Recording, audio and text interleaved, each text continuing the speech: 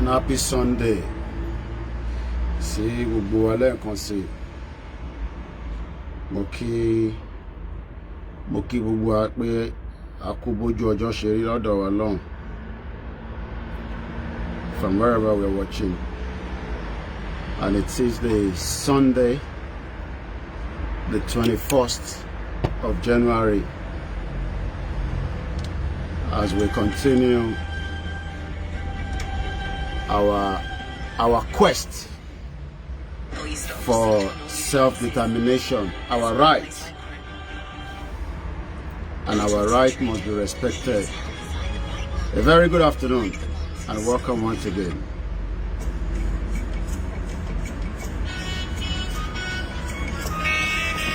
And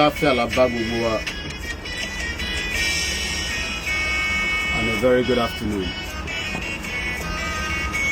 Eka Rosan, ìyá mi Princess Adébímpé Awoniyi. Araba yẹn wó tì.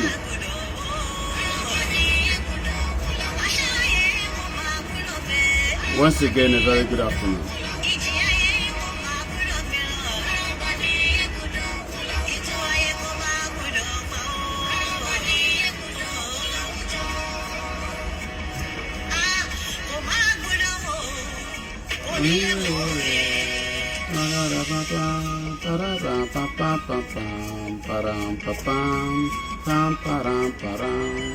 How are you? Sumobi Yeyoge afternoon. Last man standing, Benny.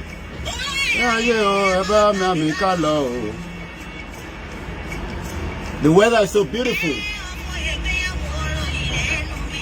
I wish everybody in that contraction. Razak Kabiodun, happy Sunday.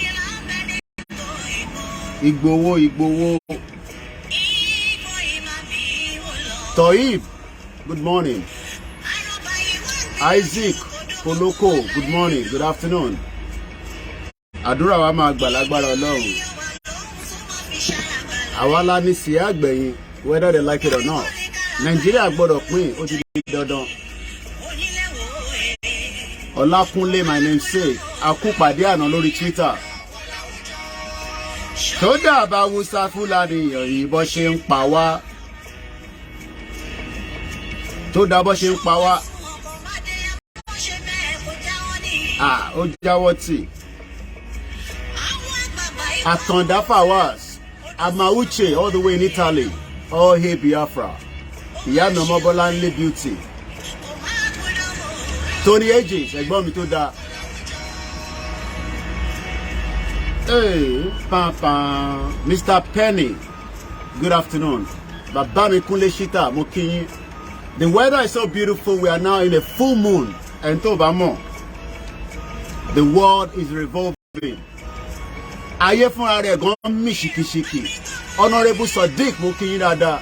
Àfà Fọlọ́runṣọ́ Ìyàndá, Ismaila Ajibade, Ajayi Emmanuel, Olúwaṣẹ̀san Ajayi.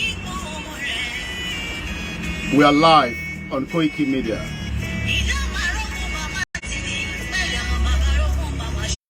Sunday.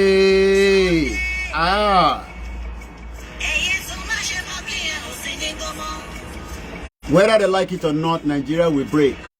King Mirado, ìyá mi Táíwò Kíkẹ́ lọ́mọ. Ṣé mọ̀ pé nínú the first 10 countries in the world, Oman wà lára wọn ìlú tó yẹ pé o lè gbé kàlàáfíà wà níbẹ̀. Yorùbá nation no going back náà ní sẹ́. Ojú ọ̀run tóbi pẹ́rẹ́. Báwọn kan bá ní Nàìjíríà làwọn fẹ́, àwa ń sọ fún wọn pé òyìnbó gangan ló dá wàhálà sílẹ̀. Ẹ̀rí bá ṣe dira bí bàbá Sùwé báyìí. Mo kí gbogbo alẹ́ nǹkan sí. Yesterday Twitter space was marvelous. And tó bá darapọ̀, ẹ darapọ̀ mọ́ wa. Inshallah, whether they like it or not. Church nìyẹn ló wà níwájú mi nísìn. Àwọn èèyàn tó ń lọ church, wọ́n ń lọ síbẹ̀ nítorí pé ebi ń pa wọ́n. Wọ́n ń lọ síbẹ̀ pé kó lọ communicate pẹ̀lú Ọlọ́run. Ọ̀pọ̀lọpọ̀ àwọn tó ń lọ sí church ní Nàìjíríà. Ìtàn máa jẹ ló ń wá lọ. Mo kí dáadáa gbogbo ẹ̀yin Èkìtì. Mo kí Oǹdó. Mo kí ìyá mi dáadáa. Princess Adébímpé Awoniyi. Àwọn ìyá lálùbáríkà. Àwọn ilé gàgàgàgà ló wà níbí báyìí Ọlọ́run ló mọjọ́ tó ti kọ́ mi 40 years 50 years ìmí 35 years kò dàwó à ń sọ pé sẹ́ Nigeria is not working. Mo kí dáadáa ìyá Felicia Àjàgbé ẹ káàbọ̀ sórí ètò ẹ̀yin grandma grandfather grandmother gbogbo yín pátápátá là ń kí. Ẹ máa sọ fáwọn ọmọ yín pé ilẹ̀ Yorùbá kọ́ ni Nigeria. Nigeria is not a country. Èdè la máa fi mọ̀ pé ìlú ni. Orúkọ tèmi ni Ọláyọmí Kóìkì. Ẹ káàbọ̀ sórí ètò. Ewé ti gbẹ nítorí a ti wà ní winter. Nílé rí background mi. I just wanted to have a free fresh air. Nígbà míì yàn á fẹ́ gbatẹ́gùn tó da sára. Òun ló ṣe jẹ́ kí n jáde sí títì báyìí pé ká tún máa bá èèyàn ọmọ Yorùbá sọ̀rọ̀ pé ìta ń rí nílùú òyìnbó kò ń ṣe pé a lè ṣerú ẹ̀ ní Nàìjíríà, but Nàìjíríà ń ṣe ìlú. It is a deliberate act not to work. Ṣẹ́gun 3917 mo kí ogbẹ̀yìn tẹ́tí darapọ̀. Muideen Babatunde tí politician àwọn FFK, Dino Malaye, Keyamu, all these are criminals and they have nothing to offer. Yoruba nation, no going back náà ní sẹ́. Ẹ̀bálẹ́jẹ́ bọ̀nàjẹ́. Kò sọ pé nǹkankan láìda. Ó ní Yorùbá nation, no going back náà ní sẹ́. No going back náà ní. Kábíyèsí Elédùmarè. Kò máa gbúdọ̀ wò ó ní. Happy Sunday to you. This is a right hand communication something Adigun Sunday mo kí yín. Ẹ jẹ́ ká rorí Nàìjíríà ò lè ṣiṣẹ́ àwọn òyìnbó ló dá wàhálà sílẹ̀. I pity a lot of Nigerians. A lot of you will not. I promise you, you will not enjoy the kind of life I have enjoyed in this country for 24 years. To bet. It does not matter whether Tinubu becomes your president. It does not matter whether Atiku becomes your president. It does not matter whether Peter Obi becomes your president. You will never enjoy the kind of life I have enjoyed in 24 years in this country. And one thing that I can say is enjoyment is the freedom that I have in this country. To bet. Liniru freedom yẹn láyé ni mo sọ. Koiki ló ń sọ̀rọ̀. The last man standing for the Yoruba nation conversation and movement. Kò lè tán because àwọn èèyàn fẹ́ jẹ́ ká lọ. Báwa ṣe ń sáré pé kó dára, àwọn kan fà sẹ́yìn, wọ́n fà sẹ́yìn. They are putting a stop to something that will save millions of Yoruba people. The Yorubas have spoken. Títí àrò mo kí dáadáa ìyá mi alálùbáríkà. Mo kẹ́yìn fine sisters wa tí ẹ wà ní Oman. Wọ́n send video kan sí mi. Iṣẹ́ ńlá làwọn ọmọ Yorùbá ń ṣe ní Oman. Ká nu table, ká nu abọ́, ká nu lé, ká nu kinní kan. If Nigeria was working, kí ló fẹ́ gbéyàn kúrò ní Nigeria? Máa lọ ṣe ṣàgá. Ṣé ṣàgá lẹ máa ń pẹ̀yìn tàwa ní Oman? Àwa tàwa ní UK náà, à ń struggle ni. Ẹlòmíì tí ń gbé nílùú yìí for the last 30, 15, 10 years kò tí ní resident status. And this is a country to colonize Nigeria. And in Nigeria, Kinselu is a shithole country and it needs to break, and it needs to break very, very fast. Vincent Ogechuku or Hey Biafra. Woto must happen in Nigeria whether they like it or not. I have told my people since 3 years ago, we must fight our way out. Guerrilla warfare, anything we can do to bring down Nigeria. Part of that is Elo register si Twitter.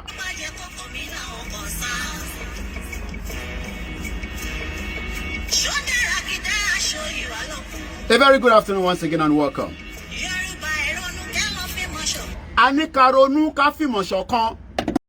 The kind of life I'm enjoying here, you will not enjoy it. You cannot dress like this in Nigeria. Tobe. Guerrilla warfare. Guerrilla warfare. Unlamaja. Guerrilla warfare. Olomagbe in Nigeria, whether they like it or not. Nigeria is at the verge of breakup. And there's no doubt in my mind Nigeria will break. Whether they like it or not, Nigeria is not working and it can never work. Don't fool yourself that Nigeria is going to work. Nigeria is not a country that was designed to work. Mokindada Iyami Yeti Queen, and I saw your comment yesterday. We will discuss about it. You were asking whether, I don't have my notepad here, but what you said yesterday is Emma Binette on Instagram. I need to stop and start again because, as usual, we always have this interference when I'm not using my software. And also, We are not fully on all our platforms, so bear with us. Our MixLR is not on. I'm outside. I would have brought in an extension and bring my laptop here, probably maybe some other time. My name, as usual, is Olayomi Koiki. And as usual, you know, when I sit here, sometimes on my own, I look at the situation that my people are going through in the contraction known as Nigeria. And I pity a lot of Yoruba people. The Yoruba people that are thinking that we are the one trying to create problem in Nigeria. Nigeria is going through a lot of problem. Nigeria has been in coma since 2014 after the fraudulent amalgamation. And the only thing we can do right now is to just let Nigeria go so that we can all have a better opportunity away from that shithole country called Nigeria. Nigeria has been used to make other countries to live a better life. Babatunde Mokinye Kabo, Maze Gold afternoon, and the rest of you. Yami Idiyatu Muraina. Adio Yadewale, it can never work, but mad people all over the place are trying to make Nigeria to work. I don't know how Nigeria is going to work, because I am telling you, you know, categorically, as somebody that have lived in Europe, I have lived all my life here. I am 44. And out of my 44 years, I have spent 24 years here. And there's no way anybody in Nigeria can tell me that Nigeria is going to work. You must be mad. For me that live here for 24 years, I came here in 1998. And out of that 1998, 14 years, I was fighting the British just to get a resident status, just to live in this country. I don't think some of you understand that. But today, a lot of Nigerians are saying to me, I'm going to switch over. I've just started it here, so I'm going to end this one. Aziz Matomi, Edarapomo, the new broadcast. I'm going to end this one so that, you know, I can do Twitter on this as well. Daniel, join. Ekechuku, join the other platform. Is live as I speak to you right now. How can you tell somebody that live in Europe, one of the most advanced country in the world, for the last almost 24 years, and you are going to tell me that Nigeria is going to work? You must be crazy. Nnamdi Kanu lives here as well, and he knows that Nigeria is a shithole. Simon Ekpa lives in Finland, and crazy people will tell him, hey, Simon Ekpa, come back home. Let us, come and do it on the ground. Simon Ekpa, you cannot sit in Finland and be fighting for Biafra. Mad people all over the place. The reason why we are outside is because Nigeria was not working in the first place. And more people will die as we continue to say that Nigeria will continue to kill a lot of our people, directly through hunger, directly through insecurity. Adetutu Ebon Mokindada Yalalu Barika. Come back home, come back home. Koiki, you cannot sit in UK and be dictating. No, I'm not dictating to anybody. I am just telling you that the British Empire will not tell you that Nigeria is not working. I am the one that will tell you, because I have lived with them for the last 24 years. And I know fully that the British will never tell you that Nigeria is not working. A minimal is suffering because I live with the British people. The British people are the nice people. They are very, very good. But there's still racism in this country. But that is not where I'm going. But I am saying that the British Empire does not want Nigeria to break. And you idiot at home, you have not even traveled to Kenya. You want to now compare somebody like me that live half of my life in this country that Nigeria is going to work. You must be crazy. Mad people all over the place. Mad people all over the place. I live here. I left Nigeria before your shit-hole 1999 election that has been fraudulent. What has Obasanjo done for you for the 8 years he was there? What has Yar'Adua done for you? What has Jonathan done for you? What has Jonathan? What did Buhari done for you? Buhari, the most evil human being in the earth.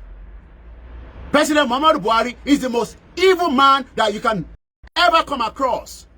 He made a lot of Nigeria to become abject poverty today. Insecurity in the country was because of the APC and that evil man known as Yemi Osibajo, the short man devil. He should not be calling himself a pastor.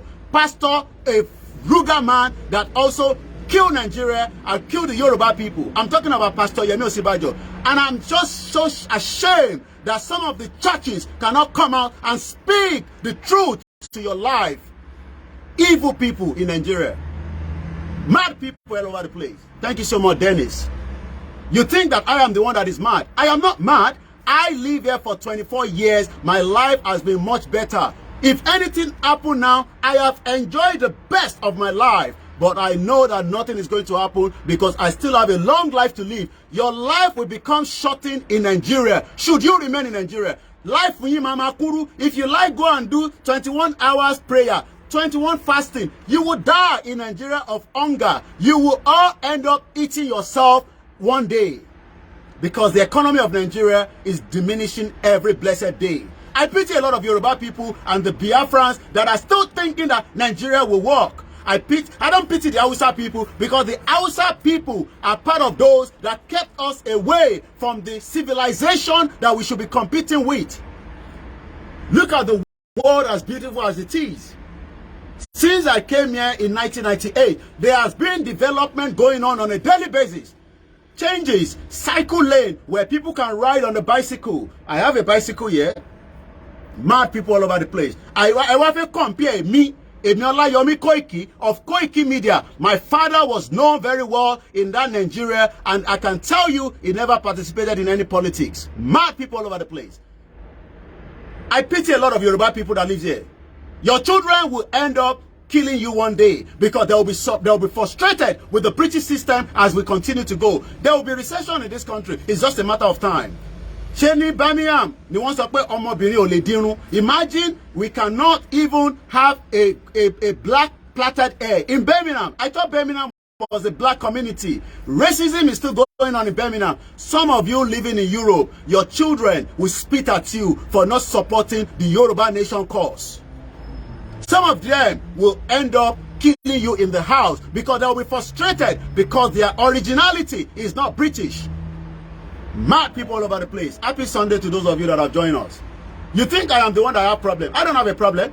I can live in this country for the next 40 years. Look, I can be doing cleaning job and I will be comfortable. I can travel around the world. As long as I don't go through any criminality, I can live here for the next 40 years. And sometimes people say, hey, you will end up in prison like Adeyinka grandson. Look, let me say this quite clearly to some of you. Some of those talking that nonsense. I keep telling you, Bole Kaja Media ni won Ekaro Yami Funke Gallant. Okoya Folayan, thank you so much. Don't compare me with all this Bole Kaja Media. People that are not recognized in the society. I am well known in the Nigerian High Commission. Tell them, Olayomi Koiki, they know me very well because I have attended series and series of events and I know how many of us that we normally met there. Probably I will mention Heritage and I will mention Bedu. I will met a Ni Nigerian High Commission before all these Yoruba nation that we decided we don't want to have anything to do with them. You want to compare with me somebody that never, some of the media that is online, I've never even met them in UK before until we started the Yoruba nation. And if you compare me, Koikimedia, with some of these Bole Academy, you must be mad. I am living a better life, whether you like it or not. I told you the easiest job I can always look for is a kitchen porter. Julia Tosin, welcome. As a kitchen porter, I have a right for holiday. Even if my wife give belle, I have a right for those of you that is it Elijah Monsura Lobade kò ní bàjẹ́ fún yín. Àwọn yẹn di Manchester mo. Of course, Britain is the best place to live. Forget of I'm not being in an Arab country. Arab country is not the best place to live, but it's just better than Nigeria. The most best place in terms of civilization is this country. Paternity leave. Thank you so much. Yami Pastor Mo. If I work as a kitchen porter, and you don't forget ni kitchen, you think it's kitchen porter. You wash plate, you wash cup, you wash everything, you put it there, you know. But I will have dignity and respect by the people I work with. But you in Nigeria, you are riding Okada and nobody respects you. Mad people all over the place. And you want to compare yourself with me. I can use mad people all over the place. And I love my mom so much. You know. And suffering Nigeria is not working. Imagine me, I left Nigeria. I run away from Nigeria. Don't think I left Nigeria because of education. I literally run away from Nigeria because my mom got to UK in 1991. You are mad for telling me that Nigeria is going to work. If my mom left Nigeria in 1991 because of the exchange rate, which was going to $40, 40 naira to $1. Intole mom see me kúrò Nigeria nìyẹn. Ẹ̀yin wèrè púpọ̀. Èyí tó yẹ pé àwọn ìyá yín àmọ́rúkọ ẹlòmíì, because we have not become Yoruba nation, everybody just think you can compare yourself with me. I keep telling you, my mom has been traveling before I was born in 1978. You are mad. My mom has been to 23 countries around the world. She's a businesswoman. And when she saw Nigeria in 1991, she said, no. Country ti fẹ́ gbàjẹ́ lọ́wọ́ àwọn. Wọ́n béèrè pé kí ló ń ṣe ní London. Wọ́n náà máa ń ṣiṣẹ́ ni. Ẹ jẹ́ kí n máa lọ. Ó fẹ́ díjà lẹ̀ láàrin family. Ọlọ́run ló ní kí n mọ̀ sí mi sá lọ. Maybe today now, I will be supporting Tinubu. Mad people all over the place. Supporting Tinubu as if Tinubu will solve your life. The economy of Nigeria is already in Titanic, like my brother on the Twitter space was saying. And it's about Twitter, you better go and register for Twitter, because that is where we're going to use the guerrilla warfare. When I say guerrilla warfare, people think it's about killing with gun. No, there are so many guerrilla warfare. I am already fighting guerrilla warfare on the social media. Mad people, you can never compare yourself. Don't ever compare me with any of this Bolekaja media. Never in your life compare me with any Bolekaja media. And you will people.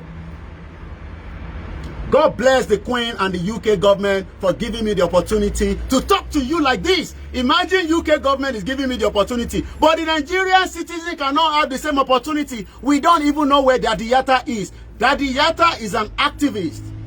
And God bless Sowore. We might not in line together, but God bless Omoyele Sowore for standing behind the truth that revolution would destroy Nigeria cabal. They will run. You think Sowore is stupid? He knows what he's doing. He's a very, very highly intelligent guy. He knows that the only way he can continue to hit them hard is to be part of them, but he knows that he cannot be a president. Elogbon Kotoso, imagine Abdul Salam Abubakar, that evil monster man, is still telling people to come and sign peace accord. Weary people, mad people all over the place. It's a very beautiful Sunday. I can see people have left the church. Nobody is going to the church because they want to eat. Every one of you, you are going to the church because of something to eat. Orúkọ tèmi ni Ọláyọmí Kóìkì. Mo sọ fún yín pé èmi àti Yorùbá nation, I will be your last man standing. Màá ṣí létí etí wo ẹlòmíì gan ẹ rí àwọn politician yín ẹ lé wọn lóko. Ike Ekeremadu, as powerful as is he, we have locked him down here in UK. Since last year, he will spend a lot of time here with us in UK. Ike Ekeremadu, they would all suffer for the kidnapping, the killings, all the money that should have been used to save a lot of people. They have spent it on their own with their loved ones. Gbogbo yín máa ṣọ́kú ni àtàwọn ọmọ yín. Sometimes when they die or their children die, you better don't worry too much for them, because you don't know the kind of atrocity that they've done. Somebody like David Mark, he lost his first son. We don't know the kind of energy that they've done. And the first moon of the year was 21st of January. So the energy is still shocking me like this. Mad people all over the place. You want to come? I'm telling you that I have lived in a society that understand the rule of law, that respect human beings, regardless of who you are in this country. I have people that are, different ethnicity that are living next to me, and we respect each other. Respect. I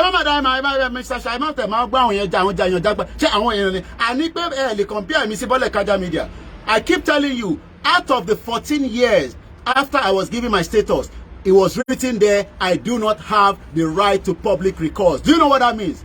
That means, but I have told you from the beginning, I have served the British Empire for more than 20 years. So doing what I'm doing right now is the best thing in my life. Even if I don't have money in my... You think I have money in my bank account? I am so happy. I don't have money in my bank account. Kini mojela roy, moje puff puff, moje mu coffee lelori is more than enough. Eshe Clement, happy Sunday to you. Nigeria can never walk. Thank you always for the super chat.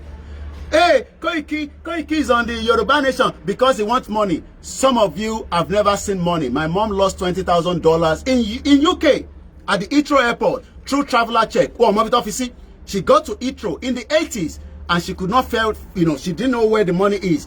She lost the bag. I'm telling you, in the 80s, $20,000 was lost by my mom.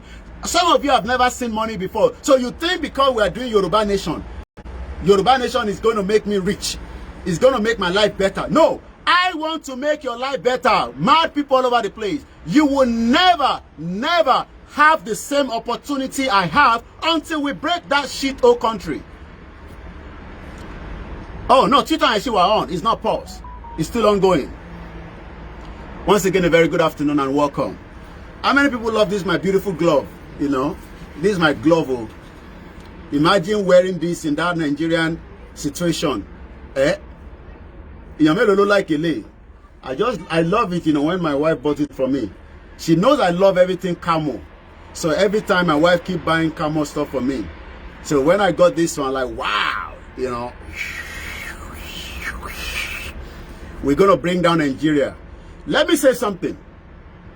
Nigeria, when you go back to the history, a lot of us should be angry, upset.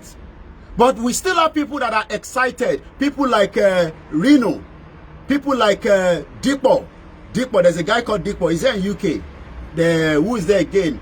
If you keep following Reno Mokeri, you will go in the ditch, okay? If you keep following Dino Malaye, Karika Chop, Festo Keyamo, Karika Chop, FFK. If you hear FFK, his father was a very worse man before he died. So, blood don't run lara FFK, Fani Kayode. And if you follow Dele Momodu, if anything happen in Nigeria now, Dele Momodu will run away with his British passport. I'm telling you. But at the end of the day, or you are following Linda Keji, you are mad people. And you can't borrow it to me. This only one. No, I don't know. Sometime maybe I can get another one. If I get another one, I'll give you this one. But for now, let me keep this one. I love it. Let's take calls. If you know the studio number, only studio number. Let's take your calls because I want to hear from you. It's a Sunday edition of our program. Emajeki Church Itoyin. Emajeki Moshalashi Itoyin. Look, the Muslim Association of Nigeria here. This Muslim Association, they're in Oak Kent Road. There are so many Asalatu. Everybody's going now. At the end of the day, all of them knows that Nigeria is not working. They know, but they don't want to support Yoruba Nation for whatever reason. It's okay. There's so many churches, Redeem, KICC, Iyadura. There's so many churches, Yoruba churches, but a lot of them are still praying for Nigeria. Igbeson, thank you so much. They are praying for Nigeria. Imagine people are still praying for Nigeria for good leadership. It's not about leadership. Nigeria has get to the final stage and we need to bring it down so that lives of people can go better. Happy Sunday once again. Yeah, this is our Sunday sermon. This is where it all happened. Look at everywhere. People respect each other. You cannot just do anything here in this country. You will always, because there's a law. There's rule of law. There's no rule of law in Nigeria. There's no rule of law in Nigeria. Nigeria is now at the verge of collapse. And we just have to let it go. If we do not let Nigeria go, everyone will suffer the consequence. When Buhari was coming, that evil monster man, when Buhari was coming, say Baba, say Buhari, say Baba. How many people they say Buhari now? Say Baba, say Buhari. Buhari don't show in a shege. Buhari, for doing one shege. It actually destroyed the whole economy. It brought in all the jihadist terrorists from all over the world. Imagine Buhari is giving $1 million to Afghanistan. You never say anything. Make the next person come. Eje Moyoya. You don't want Yoruba Nation. You don't want Biafra Nation. You don't want Middle Belt Nation. You want Nigeria, B. You will suffer. Some of you will jackpot. Even to get a Nigerian passport, you will sweat like this. You will not get a Nigerian passport. You will sweat like this. You will not see that Nigerian passport. So the line is open in case you want to call in as well. Hunger don't hook their mouth, the month. Yeah, their mouth. I believe you want to say their mouth. I pity a lot of Yoruba people. You live in denial. You are following all this, your uncle.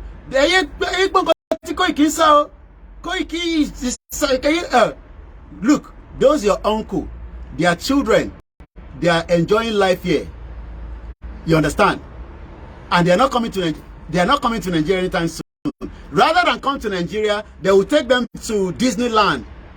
Say Disneyland, Le Mans be Disney World. They will take them to Disney World in Paris, and you will see their picture on Facebook. I like that picture. She Tayo looking that guy. Yeah, Tayo take 10 years old. Hey, why is it that they are not coming to Nigeria to celebrate Eid?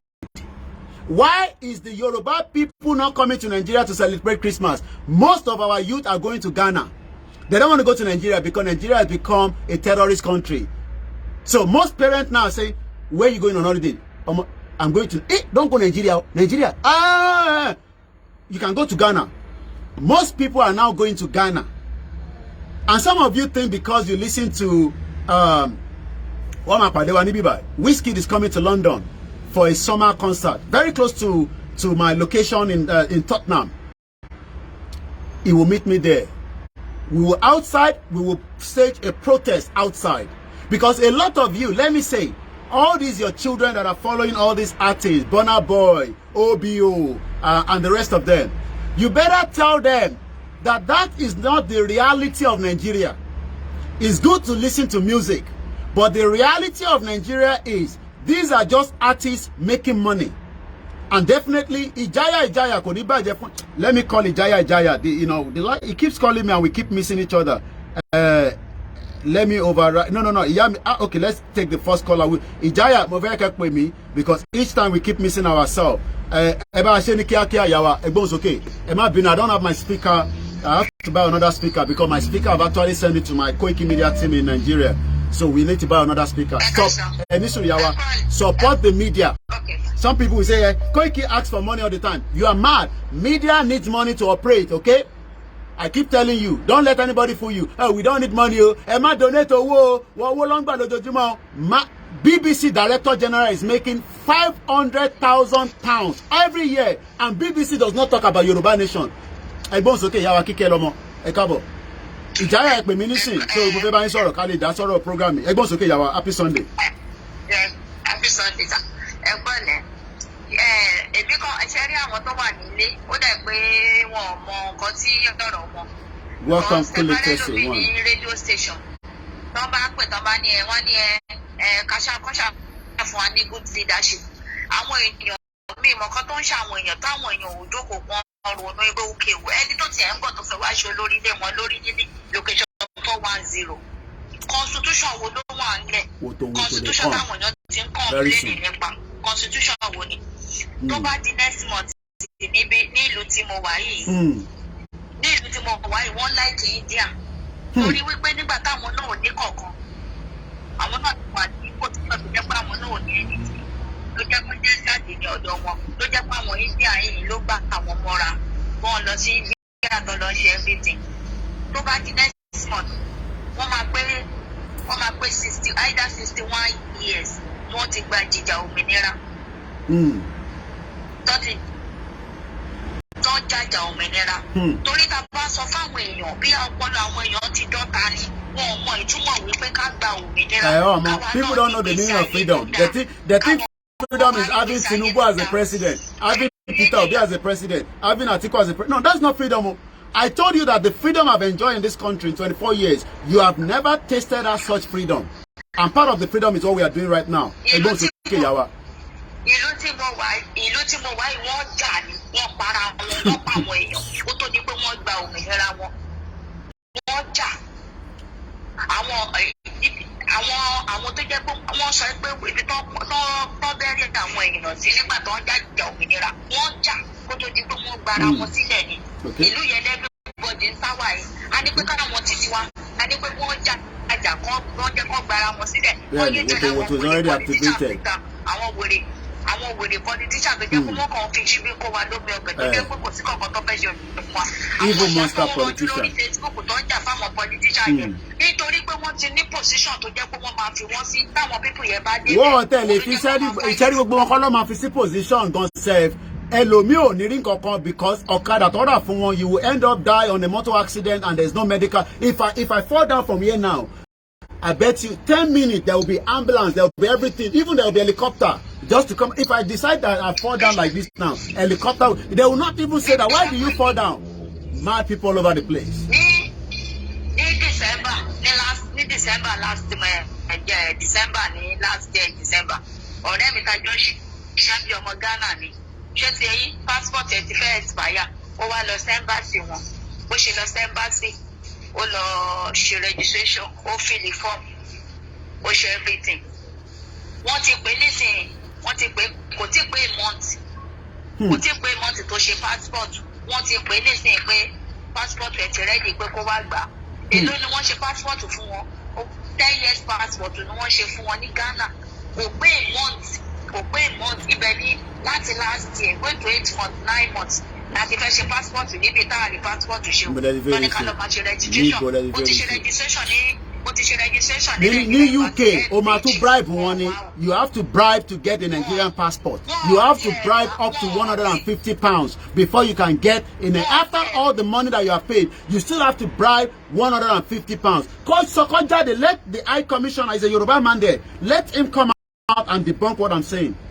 Every part of Nigeria, from inside Nigeria and outside Nigeria, there's a lot of criminality going on, and that is the system you think is going to change in the next 40 years.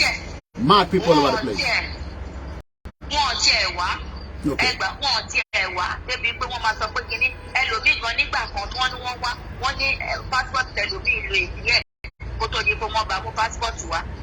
Ọdún kan ti kúrò lórí passport ẹgbà tán wá ṣe ó ti pẹ́ ìwọ̀n lọ́dún kan sọ ẹ́ ti pẹ́ ó ti pẹ́ wọ́n ní pé gbà tán wá ṣe passport ẹlòmíì ìlú ọdún kan kó tó di pé wọ́n kó passport wá ẹjọ́ ìlú òṣì ìlú tó jẹ́ pé kò sí gbádùn kankan nínú ìlú yẹn ìlú òṣì ìlú rádaràda nílùú yẹn ìlú tó jẹ́ pé kò lè work èmi kàn bí ti àwọn tó wà bẹ́ẹ̀ nítorí àwọn pátá wà láwùjọ dàwà gbọ̀ rẹ́dí wọ́n ti ní ká shut up wọ́n ti ní ká máa bọ̀ ń lé, so I don't think they understand. Ẹ ṣe gan ni yàwá. Oda. 62 years of failure. Ashimi Moki Wakilo. Oda. Ẹ ṣé gan ni yàwá. Kò tí ó ṣe wo tó àwọn ọlọ́mọ jáde fúnra wọn. Àwa la ṣì ń bẹ̀ wọ́n nísìnyí. Tó bá yá ẹ jáde fúnra yín. Ẹ ṣì ń bèrè owó oúnjẹ, ẹ ń bèrè owó kíní. Ẹ ṣé gan yàwá. Ẹ jẹ́ ń gbọ́ látọ̀dọ̀ ẹ̀gbọ́n mi Jaya. Miami nìyẹn jẹ́ ń gbé Miami wọlé àwọn eléyìí they want to come and set up in Ogun State gbẹjàmí Ọlọ́run ó mà tójọ́ mẹ́ta ṣé iṣẹ́ ni kò jẹ́ ká rí ni. That uncle rise kí lorúkọ nǹkan tẹ́ máa ń ride yẹn náà Miami ẹgbọ́n sókè.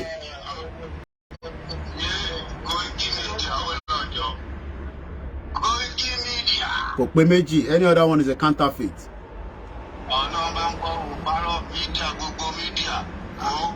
Ẹ rò pé mi ò lè make a decision. A lè make a decision. How old ni France? How old ni Macron? Mo sọ fún pé Tokrain lẹ́gbọ́n. Woto ló máa wá Guerrilla warfare. Mo sọ fún yín Guerrilla warfare lè ní jà lórí mídíà lọ́wọ́ yìí. But yín tẹ́ wà nílé èyí lẹ máa ṣe the ground worker. Mad people all over the place. Good morning in Miami. Good morning everywhere. Sunday morning. Get the right to people working low. Yeah, that's standard. But at the same time, everything.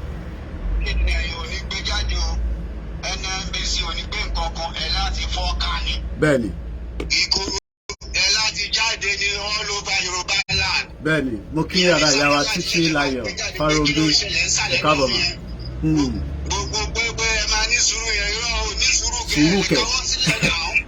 Sùúrù kẹ̀.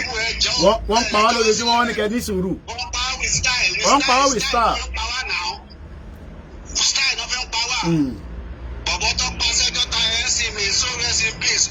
Ṣé yẹn nìkan lẹ ń sọ ni ẹ mọ bọ̀bọ̀ tó pa ní ojú ẹlẹ́gbà àná ọjọ́ ṣèbọ́jọ́ ta tẹ̀ ó ti lọ pé 2 weeks nísìn ní last week wọ́n pa ọmọ kan ní ojú ẹlẹ́gbà wọ́n strangle lulẹ̀ àwọn ọlọ́pàá mẹ́ta grandmẹ́ ti kú ní àná kọ́lọ́ ní grandmẹ́ náà ti kú ní Sùúrùlérè ni mo sọ yo lójú Ẹlẹ́gbà ṣé yẹn lọ fún rally.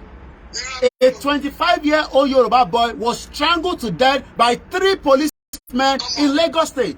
You don't even know what is about to come up to you.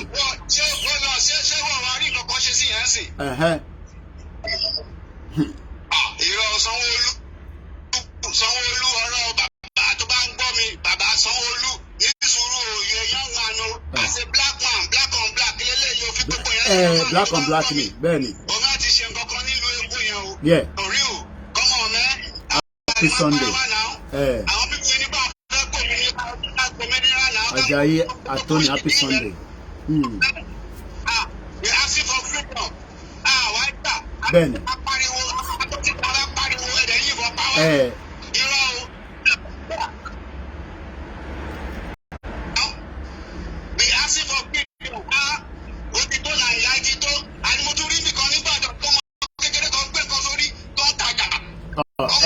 Rí tó wà nílé Ifẹ̀ táyà picture ẹni gbogbo ọsàn tọmọ yẹn ń tà ó lè má tó 300 naira.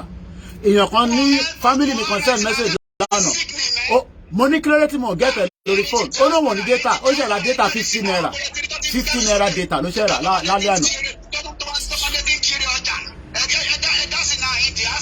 Àwọn diaspora bí dá sí o wọn ní kò sí tó kan àwọn diaspora Peter Obi lọ́fẹ̀ẹ́ mo rí kan náà láàárọ̀ yìí.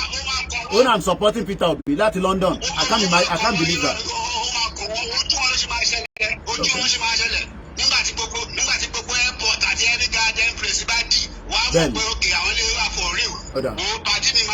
Ẹ ṣé gan ni Alison Parker 08 a very good morning. Ẹ ṣé gan ni láti Miami. Ọ̀sán láwa wà níbí báyìí. Ṣé rí gbogbo ẹ̀yin tí ẹ̀ ń dúró fún paperwork pé ká fi gba Yorùbá nation. Ẹ dúró pẹ́.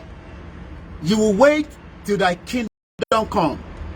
It is time that we wake up and we push and we do. If it has to be guerrilla warfare, we fight it. You cannot fight a conventional war with Nigeria. No, you can't. You cannot fight conventional war with Nigeria. They will defeat you. Shari gbogbo ẹni family nílé, tell them to avoid election in February. Nigeria is going to be extremely hot in February. It's not the Yoruba people. The PDP are ready to kill as many people from information we are, especially in Lagos, because the PDP wants to fight dirty and Tinubu wants to fight dirty.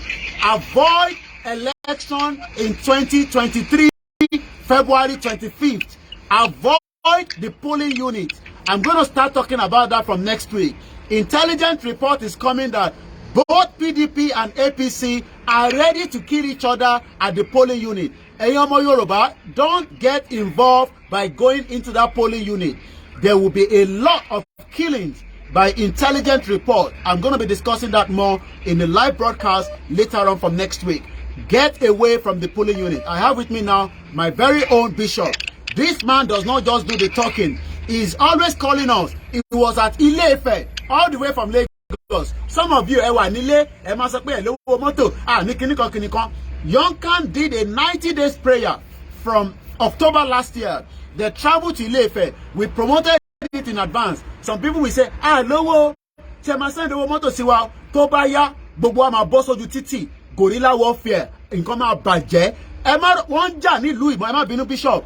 In 2011, when they killed Tottenham here, I'll remember his name now, Duncan or something. There was a lot of burning of houses in UK. I witnessed it in 2011. Mark Douglas or something like that. Everybody run away. So if you think that we're just going to get Yoruba nation, hey, you are mad people all over the place. Nigeria must come down by fire, by force. Okay, Bishop.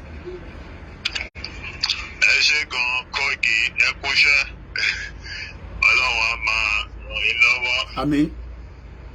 Àwọn kan wọ́n rò pé bẹ́ẹ̀ ṣe ń fẹ́ fún yẹn ọ̀tá ìlú ni wọ́n lẹ́jẹ́ ẹ̀yìn gangan lọ̀rẹ́ aráàlú.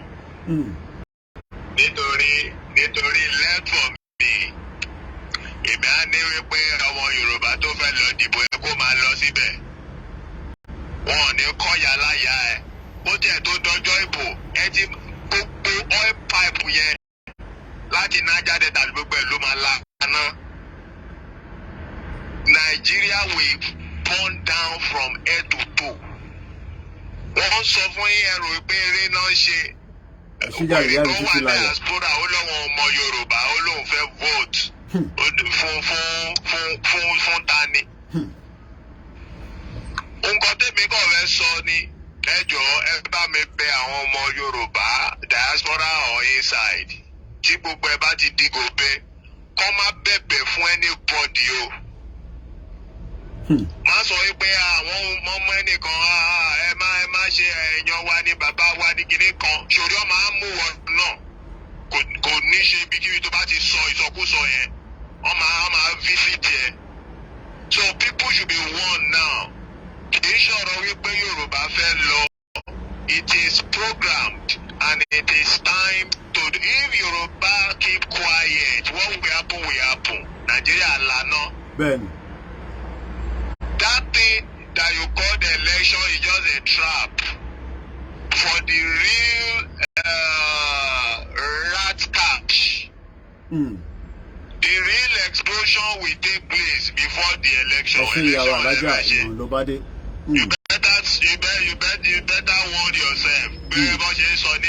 Warn yourself. Ẹ̀wọ̀n ara yín gidi gan. Kẹ̀kẹ́ rọ̀bá kẹ̀pẹ́ àrùn àtọ̀dọ̀fin inú yín tó bá ti mọ̀ pé lọ́rọ̀ tó fẹ́ sọ keep quiet and be watching. Nigeria Ayano. Is simple as that. And if you are interested in one Nigeria and is one Nigeria your life want to stand for, there is no problem. You come inside and come and play one Nigeria. You die with Nigeria. Thank you. Eshegoni Bishop, once again is our Sunday broadcast, the 22nd, as we continue to tell the Yoruba people, don't get involved in another fraudulent election. The first election in Nigeria was rigged by the British Empire in 1959. And there's no need for us to get involved in any nonsense election again. A lot of you, Tewanile, you are thinking, Taban sọ̀rọ̀ Tewanile, not gbogbo ọmọ Yorùbá là ń sọ pé kò mọ tó ń ṣe. We are not generalizing it. For those that are we still have about millions of Yoruba people that wants to save Nigeria. And they want to save Nigeria because of Tinubu, the drug baron. They want to save Nigeria for what they think that Tinubu will come and fix Nigeria. Tinubu, after 8 years, then what's going to happen? After 8 years, Kilo Mashele, Mukim Baba Kende Oseni, Salami, Prince Adegbamigba, Ekabo Soreto. After the 8 years of Bola Tinubu, should he become the president? So what do you think is going to happen? After the 8 years of Atiku, what is going to happen? After the 8 years of Peter Obi, what is going to happen? I couldn't get Ijaya, maybe he's busy. I'll let him call when he's not busy. After the 8 years of all these political parties, Kilo Mashele. So we go back again to let me explain something to you. So you think that they can fix Nigeria in 8 years? So you think that when Peter Obi comes to power, do you know the debt Nigeria is owing? It's better that we break up Nigeria and we split the debt among each other. Nigeria is owing 77 trillion and we are using 80%. Look, out of 100, let me do something for you. 100, 200, 300, 400, 500, 600, 700, 800, 900, 1,000. Out of 100%, we are using 80% to service our debt. Then ṣàlàyé nǹkan tó mean.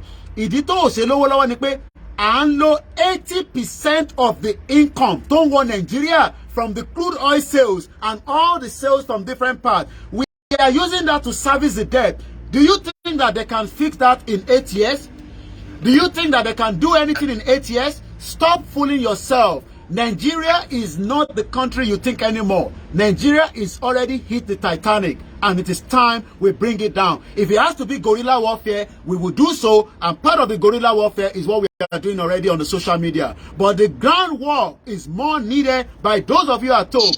after a while, nobody's going to tell you to come out. You will block the road. You would destroy whatever needs to be destroyed so that the international community will realize that Nigeria is not worth being safe again. Egbon's okay, that's the US. Good morning, sir. Ẹ káàárọ̀. Sir, ẹ kú ètò. Ètò nìyẹn. Mi náà fẹ́ dá sí tòní. Ẹ ti wà lórí ẹ̀. Chiere, good morning on Twitter. Àwọn èèyàn wa ò get it right. To be honest, I don't know why people will think the best way is just voting for now, or politics or whatever game they want to play. Instead of them to fight for their rights, they are still determined on the. What's your number, Mr. Egbesantoyin? Mo number yín. What people benefit in Nigeria and still have the mentality of thinking of voting. Since 1960, what is the benefit of Yoruba voting in Nigeria?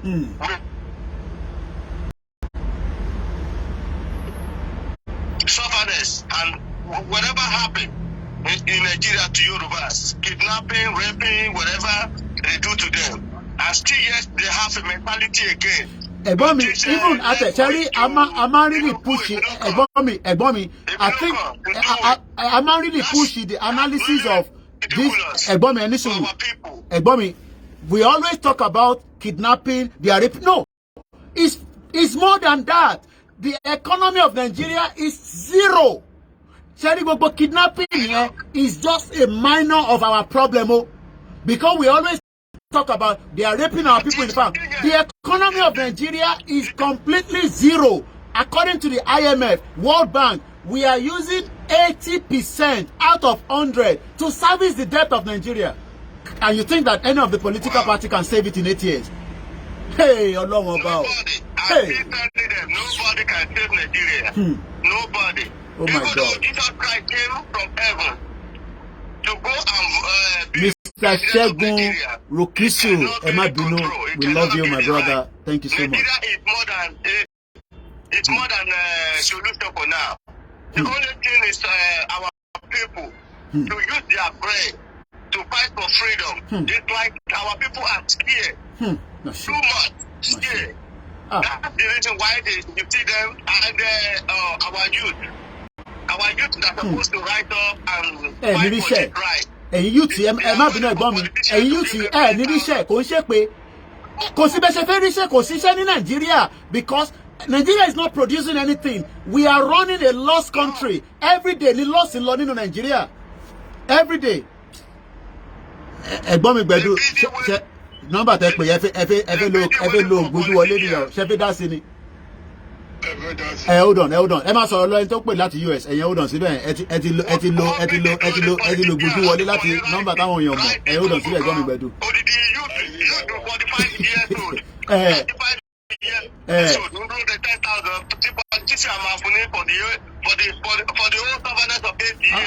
Ẹ mọ̀ nǹkan Ẹ̀gbọ́n mi ẹ drop máa pè lórí nọ́mbà tí ọ̀dà wọ̀nyẹn padà. Ẹ máa pè straight away after this caller. Mo ti gbà pé Facebook la fi ń run ilé kó má lọ break. Ó dà pé ó ti lọ gan sẹ́. No. Ẹ máa sọ̀rọ̀ lọ Ẹ̀gbọ́n mi. No. Ẹ máa sọ̀rọ̀ lọ. Ẹ máa àkílódé mo léyìn. Ẹ máa sọ inú àti Koiki lọ. Ẹ máa sọ̀rọ̀ lọ. Because mo bẹ́ẹ̀ anybody àwọn tó ń gbé wa lórí Instagram ká má jẹ́ kó lose the message náà ni. No, sorry, Twitter tẹ̀lé lé. Wọ́n gbọ́dọ̀ ló jẹ́ ní ti lọ, but tí iṣẹ́ ò sí fún wọn, ọpọlọ orí wọn ò rẹ̀ pé bóyá ayé wọn náà bàjẹ́. 90% of students. Màá pẹ́ Ẹ̀gbọ́n mi Gbẹ̀du láti ojú rẹ̀. of graduates in Nigeria, Yorùbá take out of 100%, Yorùbá take 80% of graduates. Hey, out of 100, Yorùbá ló ń wú 80. So kí ló wá dé tí wọ́n wá níṣẹ́? Ìyá mi comfort ẹ ṣe gan for the super chat. Ẹ̀gbọ́n mi tó ń pè láti Amẹ́ríkà, kí nìdí tí àwọn ọmọ Yorùbá tó jẹ́ pé wọ́n lọ sí yunifásitì àtẹni tó kàwé ikọ̀ ẹlòmíì kan ṣe dandan ni kó lọ yunifásitì, but wọ́n ní nǹkan tó ń pè ní ọpọlọ lórí. Kí ló dé tí wọ́n fi ríṣẹ́? Màá pè ìpadà Ẹ̀gbọ́n mi Gbẹ̀du after this caller. Kí ló dé táwọn èèyàn fi ríṣẹ́ nílé? Because Nigerian government, they intentionally make people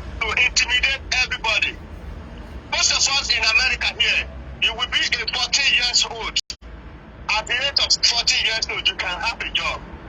At the age of 14 years old, you can have a job. 14 years old. Wow, the same thing in UK no. Ẹ máa lọ ṣe part-time job àwọn ọmọ yẹn. Ẹ máa rí wọn ní McDonald's, ẹ máa sáré lọ make owó kékèké. Men and women, they are still waiting for their mama and their daddy.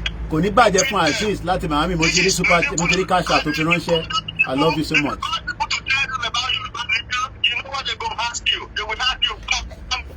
Ẹ̀gbọ́n mi, mo fẹ́ béèrè ìbéèrè kan, ẹ má bínú pé ẹ mọ̀ kí ló ń bí àwọn èèyàn nínú tó ṣe fẹ́ yẹ ká gba a country of our own. Ìyẹn mo fẹ́ kẹ́ bá mi fi parí ẹ̀. Why are people upset that we are asking for a nation? Why are they upset? They don't understand the freedom. They admire a oppression. Wow. Admire a oppression more than freedom. Wow. And they think, just give me 10,000 naira will solve my problem. Wow. Even though a graduate of university. Mo kí yín, Mr. George Owóṣeni, thank you so much. Àdùnníkè mo kí yín.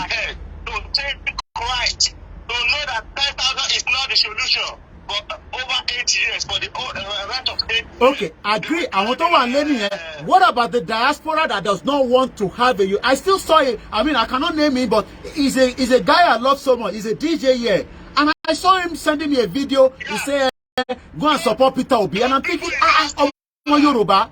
Those people in diaspora, those people that are in diaspora that like to be one Nigeria. The only issue is because number one, they like to be a slavery. It's slavery. They think where they have it so convenient. Okay. So they are selfish. They don't care about those people, the remaining people. Okay. Wow. That's the issue. And they like to be slavery. The slavery they like to be, they don't understand that even though you are convenient in another party's land, but it's not your own land. You cannot see your daddy, you cannot see your mommy, you cannot talk to your friends, you cannot do anything you want. It's always a cold weather. You alone.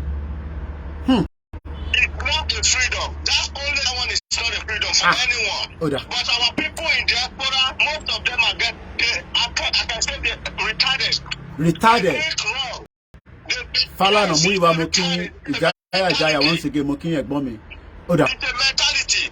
They think because they are in the US, they are in UK, they are in Australia, they are in Canada, everything is getting good for them. They don't care. Okay.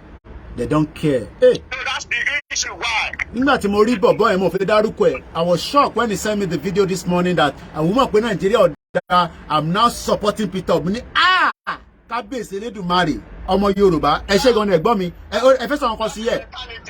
Mentality ẹ jọ kí nǹkan máa pè tó bá ti ń ṣe studio number ẹ tó bá bọ́n studio number ẹ bèrè lórí chat because fẹ́ disturb program wà láàárọ̀ ẹ ṣé gan-an ẹ̀gbọ́n mi the studio number àwọn tẹ bá mọ̀ ẹ bá mi fi síta ẹ̀gbọ́n mi Gbẹ̀du mo fẹ́ pè ní sí mo máa override ẹni tó ń pè because àwọn media wa a gbọ́dọ̀ fún wọn ní access ẹ jọ ní tó bá mọ̀ studio number ẹ má disturb program yẹn because the number tẹ́ ń pè sí ẹ mo fi ń ṣe Instagram if not ẹ bá ti ra fóònù mi fún mi mind ẹ̀gbọ́n mi Gbẹ̀du gan fóònù wọn gbogbo fóònù wọn ló ti bàjẹ́ nínú ibi tá a ti ń ṣe Yorùbá nation àwọn èèyàn bóyá ẹ̀gbọ́n mi Gbẹ̀du onídòwò èmi nídòwò ẹ tó bá ní Koiki onídòwò bí Gbẹ̀du lẹ máa ń sọ pé kò nídòwò èmi nídòwò heritage lè máa nídòwò èmi nídòwò ń tèmi o ẹ̀gbọ́n sókè ẹ̀gbọ́n mi Gbẹ̀du tá a bá ń sọ pé àwọn èèyàn ẹ jẹ́ ń sọ kọ́kọ́ sẹ́rí a lot of people don't know like I always say mo sọ fún yín pé they are bọ́lẹ̀ kájà media kò ń ṣe bí àwọn Gbẹ̀du mọ̀ bá wí o kò ń ṣe bí heritage o because a máa ń pàdé lójú títì gidi ẹ̀gbọ́n mi Gbẹ̀du máa ń gbé mi níwájú ilé mi báyìí tájọ máa faṣẹ́ lọ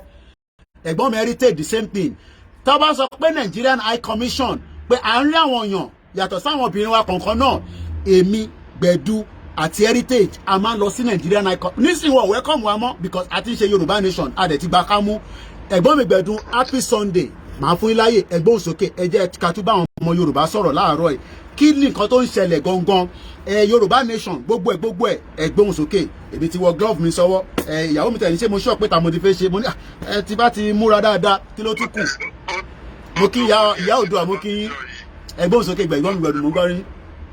ó tó ẹ kó lé ẹ síta kó lọ́gbọ̀n tuntun díẹ̀. mo gbọ́dọ̀ gbà so it Yorùbá nation yìí gan lágbára díẹ̀ lẹ́nijọ́ mẹ́ta. Anyway, ẹ káàárọ̀ ẹ káàsán níbikíbi tẹ́ bá wà gẹ́gẹ́ bá ṣe bẹ̀rẹ̀ ní Koiki mo rántí àwọn tí kan bá ń ṣe show a máa pè kejì tí kejì bá ń ṣe show a máa pè kẹta a máa ṣe bá ṣe ìfẹ́ kan láti bẹ̀rẹ̀ kìíní yìí. Bẹ́ẹ̀ni. One love ìfẹ́ kan a máa ń bára wa sọ̀rọ̀ a ń bára wa jò a ń bára mo dẹ̀ ń sọ gbà ẹ pé ẹ jẹ́ ká gba kíní ìlú ká tó bẹ̀rẹ̀ sí lura wa ọ̀tún wọn jẹ́ ká gbà ká tó bẹ̀rẹ̀ sí lura wa ọ̀nà mọ́tọ̀wọ̀ tí kan tó bá ń ṣẹlẹ̀ àdìbòjú wẹ̀yìn. mo rà lórí program azani lánàá táwọn kan béèrè pé wáyé táwọn ṣe fẹ́ gba Yorùbá nation láti jẹ́ kí ó lulẹ̀ ó ṣe tán ká tó lẹ́yìn ọdún mẹ́jọ ó lulẹ̀ tán ká máa bẹ̀rẹ̀ fún Kudiratu Odulana lórí Twitter. Èèyàn burúkú ni gbogbo Welcome to my yìí. beautiful mother. Anybody tó bá gbé ní UK àbí ẹni tá a created fi ṣe ọmọ Nàìjíríà lẹ̀ torí ọmọ yẹn ò gbádùn. Ọ̀rọ̀ tó ń gbé ní kì í ṣe gbogbo wọn ní ò gbádùn. Man people part of them wà Nàìjíríà. Tabani tó gbé UK táwa ń béèrè fún Yorùbá nation tó wá sọ fún pé nǹkan tá à ń ṣe ò dá èèyàn burúkú ni ẹ. Irú èèyàn bẹ́ẹ̀ ló yẹ ká máa sọ fún. Ìwọ tó jí ní àárọ̀ tó mi dá sí ẹ lára oní ìta nínú ilé iná òkú ìjọ tó break ó lọ gbowó lọ́wọ́ ìjọba ìjọ tó lówó ó pe káńsù ó lówó lé wọ́n fún ẹ ní ilé ó wá ń fi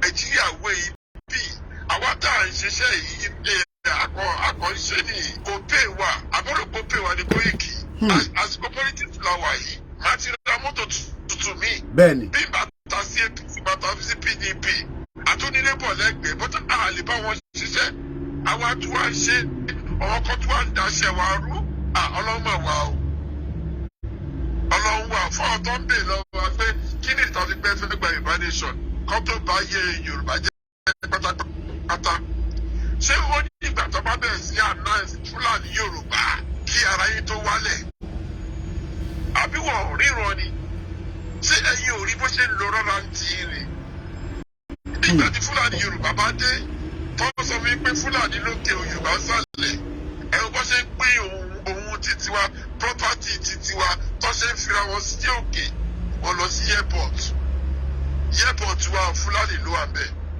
lọ sí port wa Fúlàní ló wà bẹ́ẹ̀ wọ́n wá tẹ̀síwájú wá jọba nínú ìlú wa àwọn olórí kórì leaders wa wọ́n jẹ̀ wá tẹ̀lé wọn jọba bẹ́ẹ̀ wọ́n yan lórúkọ tó máa yàn yẹn lọ ṣe máa yẹ Sẹ́ríkì ẹ̀yàn Sẹ́ríkì níbi tí ọgbẹ́ Èkó wà níbi tó tún wá ń sọdé tó mú orí fọ́ mi wọ́n nígbà tó fẹ́ jọra láàfin Olúbàdàn fìbàdàn wọ́n ní Sẹ́ríkì ààrẹ Fúlàní kan tún jáde òun náà fẹ́ jọba. ẹ má bínú ẹ̀gbọ́n mi mo ṣe ń gbọ́ pé wọ́n ní kan náà àwọn comrade wa kú láàárọ̀ ẹ̀ wàláì wọ́n ní Yèyé Lúfẹ̀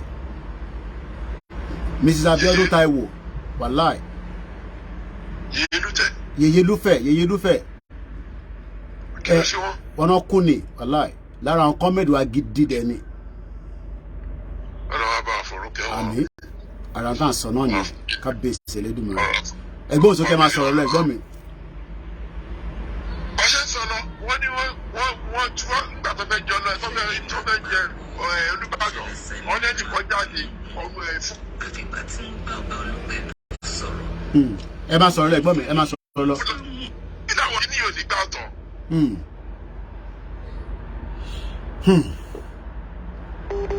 network ẹ. wọ́n gbé fún ẹ̀kọ́nù yìí ẹ̀kọ́nù yẹn wọ́n fún wọn yẹn máa rú yín mọ́lẹ̀ ẹ wo Tinubu tẹ́fẹ́ fi ṣe pírẹsidẹ̀ntì tó bá jẹ́ pírẹsidẹ̀ntì ó máa jẹ gbogbo ilé ló máa gbà tó bá jẹ́ kó ní gbogbo landlord. Tinubu kẹ. gbogbo ilé pátápátá ló máa gbà tán wọ́n dẹ̀ sọ fún yín wọ́n tún fẹ́ gba omi Iran mo dẹ̀ sọ pé omi yẹn ló máa fi bá Tinubu ṣe deal pé a bá fún ẹ ní pírẹsidẹ̀ntì o ṣé o máa jẹ́ kí gọ́ọ̀mẹ̀ntì. bẹ́ẹ̀ni ó máa sacrifice kankan ni kí ló ṣẹlẹ̀ yẹ mú gbọ́. tí o bá dẹ̀ ti fún wọn ní gbogbo yẹn tí o bá Fúlàní ní nǹkan kan wọn ní jókòó débi tó dé yẹn àwa mọ̀ wọ́n náà. torí kí ló ṣe jẹ́ ká bí aládé bẹ́ẹ̀ because ó reject some of their offers lọ́sẹ̀ ní pé ò ní débẹ̀. abẹ́rẹ́ òpá ò mọ̀ ni àmọ́gbọ́n òkú bó ṣe lọ la mọ̀ náà àwa tá a rí inú ríta tá a rí everything à ń sọ fún yín pé ọ̀nà àbáwá yọ nílé yìí o ẹgbẹ́ jẹ́ kúrọ́ fún yín Ọlọ́run làwọn gbọ́kànlé ọ̀dẹ̀gbẹ́kànlé ilé iṣẹ́ wa àwọn sọ wípé kò ní sí ìbò 2023 lọ́nà bá sọ bẹ́ẹ̀ kò ní sí. ìgbà ẹ̀jẹ̀ ń gbọ́ wa ẹ má fi gbogbo ọba jíṣẹ́ sẹ́yìn ẹgbójú ẹ̀sẹ̀gbẹ́ kan tó bá tó àsìkò tó bá gbé rálì rálì ń bọ̀ ìwò ẹ jáde ní jáde ní gbogbo ìlú tábà fi lè rí 1 million people tó bá jáde àti gbà Nàìjíríà ti tán nìyẹn bẹ́ẹ̀ ni Nàìjíríà ti tán nìyẹn Adékúnlé Adébáyọ̀ ní pé happy Sunday. tọ́lé gómìnà kú tọ́lé gbogbo wọn kú yẹn ṣé ẹgbẹ́ àwọn náà lè ṣe the same thing ni. Ó possible bẹ́ẹ̀ ni ó possible. ẹ̀yin ní kẹta jí kí là ẹ̀kọ́ ìkìyọ̀ kí là máa lose. bí a táǹkì ká lọ máa make proper owó ká lọ máa hustle lẹ́yìn yẹn. ṣèbí kí wàá ní wàá máa ń sìn ṣé àwa lose ẹ̀ ni. but àwa fi táàbì wálẹ̀ fún ẹ̀yin a fi gbogbo ọ̀nà wálẹ̀ fún àwọn tí yà á jẹ àwọn kan tó ẹgbẹ́ wọn fún kékeré tù wọ́n nínú. káyé máa ti wọ́n kàn ó wá sórí àbútálì ìjẹta ó bẹ̀rẹ̀ sí tutù kùtù jáde. owó tó tó nǹkan kan. ìwọ́n pè é lọ́kàn lọ́mọ. mo gbọ́ gbogbo nonsense tó sọ tí yàn bá ń response àwọn yẹn àwọn yẹn bọ́lẹ̀ illiterate ni ó ń sọ pé Ìgbòho ló jẹ́ kí economy Nàìjíríà kò dàrú ó dà pé kò mọ tó ń sọ. òun tó sọ pé òun lòun mọ Ìgbòho ẹni tí ò rí Ìgbòho rí ẹ̀ẹ̀kan péré ló pàdé Ìgbòho. àyà èmi ò tẹ́ ń fẹ́ fún àwọn yẹn ní opportunity láti máa sọ̀rọ̀ wọn. Ìgbòho kì í ṣọ̀rẹ́ ọ̀kan lọ́mọ Ìgbòho ò mọ̀ ẹ́ ẹ̀ẹ̀kan péré ló tẹ̀lé Ìgbòho dá sọ́dún ẹ̀ rí.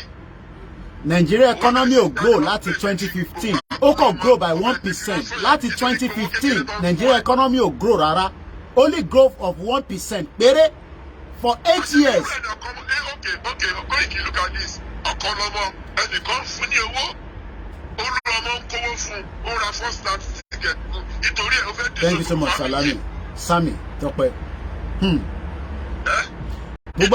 Distraction than gbogbo àwọn yẹn anyway so they are all distractions. àwọn èèyàn mọ̀ pé n tí àwọn politicians ti ṣe Ike Ekeremadu according to information is still an allegation so our máa wà careful nǹkan tá a fi sọ lórí case ẹ̀yẹn níbẹ̀ but according to that gbọ́ wọ́n ní over $20,000 lọ́ba lára ẹ̀ nígbà tó mú yẹn $20,000 lọ́ba lọ́wọ́ Ike Ekeremadu so I pity a lot of those at home. Advice ìmọ̀ràn wo lẹ máa fáwọn àwọn ọ̀dọ́ nílé because in terms of ní pé kí ni way forward sometimes when they ask kí ni way forward yẹn máa ń fẹ́ fún mi ní kan kí lè rí pé kí ni way forward we need everybody to understand that kò lè ṣe election but ẹ yẹ ká gbọ́ view ẹ̀gbọ́n mi gbẹ̀du kí ni way forward táwọn ọ̀dọ́ máa ń béèrè. Gapas good afternoon sir. Muritala gbogbo wọn start láti máa rú country at the age of 30 years. Even though bàbá tó wà bẹ́ẹ̀ tó yarí tí ò developọ̀ yìí ó bẹ̀rẹ̀ nínú láti máa jẹ́wọ́ Nàìjíríà láti age of 29 years old sí 30-something 5 years old. ẹ ṣe Mr. Ṣẹ́gun Mọ́tàn.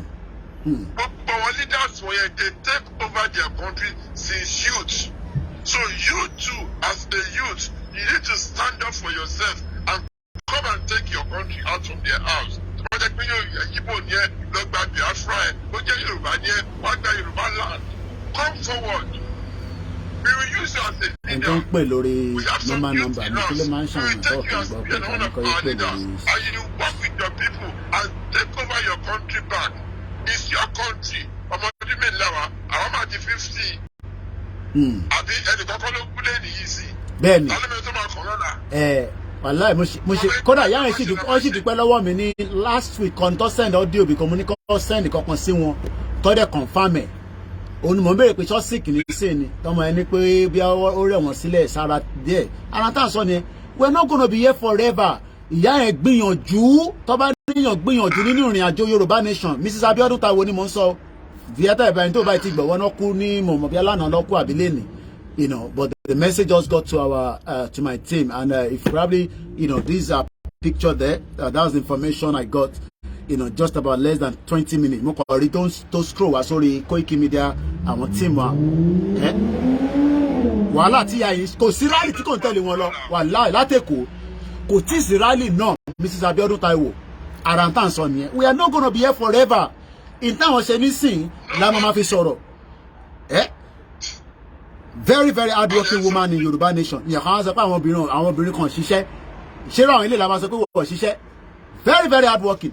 Gbogbo àwọn bánà kan tó lọ rì mọ́ state kankan tẹ́rí yẹn kò ṣẹ̀yìn woman yìí pẹ̀lú àwọn ẹgbẹ́ wọn. Very hardworking. Lórí ọ̀rọ̀ Yorùbá nation. But from what I heard now, she's gone. May her soul rest in peace. Ẹ ṣé gan-an ẹ̀gbọ́n mi Gbẹ̀du. Thank you so much for joining us this morning. Happy Sunday to everybody. like I always say, àwa kan ti wà lórí ìrìn àjò yìí ti pẹ́. Èmi àti Gbẹ̀du a máa ń káàkiri bí ẹṣọ níwò límọ̀ ni. Èmi ò dẹ̀ ń drive. Ẹ̀gbọ́n yìí náà dẹ̀ ń drive báyìí. Àwọn náà máa ń gbé mi káàkiri. Heritage bá ti gbé mi, Wàlátà gbé mi, àbí kí Gbẹ̀du gbé mi. You know, and gbogbo mọ́tò tèmi ní àwọn bíi transportation car ní bí a kà fi kẹ́rù. But nígbà tá a dẹ̀ ti bẹ̀rẹ̀ Yorùbá nation, kẹ́rù kankan mọ́ nísìn. So people think that because à ń ṣe Yorùbá nation bí a líwèé láti fi ṣiṣẹ́ ni náà. Ẹjọ ẹni tó bá ń pè wá tẹ́ bá ti get sórí studio number kò fún yín ní authority láti ti disrupt program yẹn nìyẹn Mr. Adenuga. So lẹ́ẹ̀kan sí kọ́lọ̀ ń kó bá wa fọ̀run kẹ́ ìyá wa tí a ṣẹ̀ gbọ́ pé wọ́n ṣaláìsí ẹni tí ó bá mọ̀ wọ́n dáadáa ẹ ti máa gbọ́hùn wọn nínú different group fáwọn tó bá close mọ́ wọn Mrs. Abiodun Taiwo, from what I'm hearing, she's dead. Kọ́lọ̀ ń kó fọ̀run kẹ́ wọn. That is life. So at the end of the day, mo máa ń sọ pé I give everybody 200 years. In táwọn ṣe sísìn a gbọ́dọ̀ parí iṣẹ́ yìí because iṣẹ́ táwọn ṣe nísìn àwọn a gbọ́dọ̀ parí ẹ̀. So tí gbogbo wa ìbá wa kú in another 200 years ta la fẹ́ fi lélẹ̀ fún òfin pé ilé bàbá ẹ̀ nìkan là ń sọ ni ta ló fẹ́ fi lélẹ̀ fún ilé wo la fẹ́ fi sílẹ̀ nígbà tá a bá ń sọ pé àfẹ́ Yorùbá nation Nàìjíríà la fẹ́ ta la fẹ́ fi lélẹ̀ fún. Who is taking our car park space? Ẹgbẹ́ òsòkè ẹ̀ tó ń pè wá ẹ káàbọ̀ sórí ètò ẹ bá ṣe ní kíákíá. Hello. Ẹ ti wà live à ń gbọ́ yín.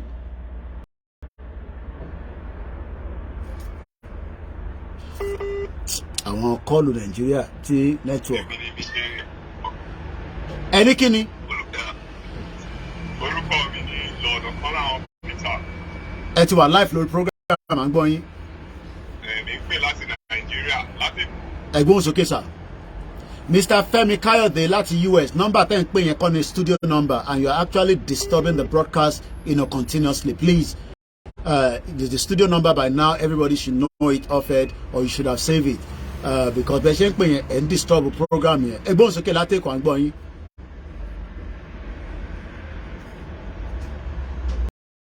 Ó mà ṣe o. Ara tá à ń sọ fáwọn yẹn wá nìyẹn. Gbogbo ala máa kú. Gbéyàn kan ní kú yẹn rọ́ ni. Ìjọ tó lúkálukú máa kú ní àmọ́ ni. Mr. Femi, I'm going to send you the studio number. Please, avoid calling the one that is not the studio number. Because bẹ́ẹ̀ ṣe ń pè yẹn ẹ̀ ń stop Instagram broadcast mi. Ẹ̀dẹ̀ mọ̀ pé mo ń lo software so mo manage fóònù tí mo fi ń ṣe program yìí ni. Nigeria is at the verge of breakup. Ẹ̀yin diaspora tẹ́ sọ pé Tinubu lẹ fẹ́ ẹni right yín o pé Tinubu lẹ fẹ́ but ṣé ẹ feel pé Tinubu máa fix Nigeria in 8 years? Ṣé ẹ feel pé Tinubu máa fún yín ní restructure in 8 years? Ṣé ẹ feel pé Tinubu máa make Nigeria a country to compete with the global world in 8 years? Ẹ̀yin tẹ́ fẹ́ support ẹ̀gbọ́n sókè à ń gbọ́ yín network yín ni. Question mi fẹ́ bèrè lọ́wọ́ yín pé àwọn Biafra wọ́n sọ pé wọ́n máa boycott.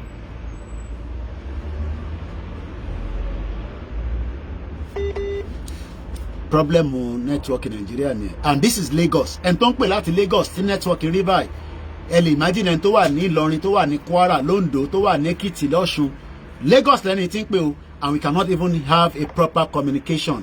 What a messed up country. Èèyàn kan dé ní sani ẹ Tinubu ṣiṣẹ́ lẹ́kọ̀ọ́ for 8 years ó kó Sanwó-Olú jáde ó kó Ambode jáde ó kó Pastor Ruga jáde. Pastor Ruga nísìnyí wọ́n jẹ́ kó rí nǹkan kan ṣe for good 8 years. Ọ̀ṣínbàjò could not perform anything in that government. Ẹ lọ wo record Ọ̀ṣínbàjò nínú government yìí àárí nǹkan kan tó ṣe for 8 years àárí nǹkan kan tó ṣe. Ẹ mọ̀ pé mo ń ká tíkù kan láàárọ̀ yìí wọ́n pè mí kan ní barrow inland ẹ̀jẹ̀ lọ́mú jáde dáadáa Nàìjíríà. Oh my God, crime tó wà nílùú yẹn mo fẹ́ lọ mú story yẹn jáde. Ẹ ló kọ́lẹ̀ tó ń pè wá kìíní kan barrow interland ẹ máa sọ̀rọ̀ lọ ẹgbẹ́ òsókè àgbọ̀ yìí criminal country Nigeria lọ no ẹ máa sọ̀rọ̀ lọ mò ń gbọ́ yín. Láti Port Harcourt wow báwo ni Port Harcourt lọ́sàn-án yìí. Òjò pọ̀ òjò pọ̀ wow okay ọ̀rọ̀ ẹ ṣe kẹ́ tó sọ̀rọ̀ ẹ jẹ́ sáré sọ nǹkan kan mo kátìkù kan wọ́n pè mí kan ní barrow port ṣe rí barrow port yẹn wọ́n ní wọ́n commission ẹ̀ ní last year but apparently commission yẹn nothing is working there bàbá ńlá irọ́ wọ́n ní we have commenced plans for barrow port concession says federal government.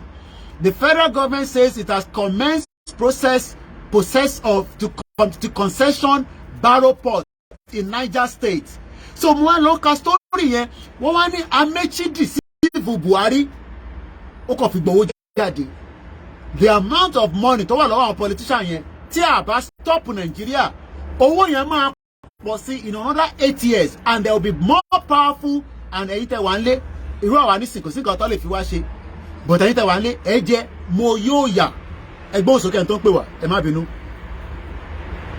Mr. Koiki ẹjẹ bá tẹ Yorùbá nǹkan tó lè bírèkì lóye ìbẹ́ sọ́gbọ̀n wa ká kọ ìtàn rere fún àwọn ọmọ wa láì tí bí ní dàgbà Yorùbá nation. ẹ bá àwọn kan ní ká má gbà wọ́n ní kí Tinubu wá di president káàtìkù di president Peter Obi di president wọ́n ní kí n shut up wọ́n ní Koiki ò lè wà ní London kò máa wọ́n ní bí òtútù ti wọnú ara mi ni mo gbọ́ at least mo ṣáà ń look fresh mo ní nutrient lára mo ń jẹun.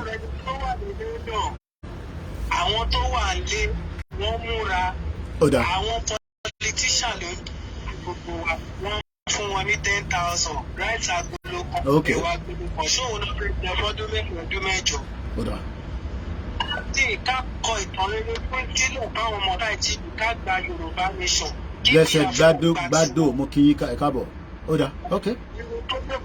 solution wà fún gbogbo wa nìyẹn. ok ó dà ẹ ṣe gan ni solution náà ni but àpọ̀lọpọ̀ ní ẹbẹ́ ẹlòmíì tẹ̀ ní ẹ bá yẹ ká ṣe sùúrù díẹ̀ ẹ yẹ ká ṣe sùúrù díẹ̀ at the end of the day Sherry, let me say something. The world does not get involved in the politics of any country.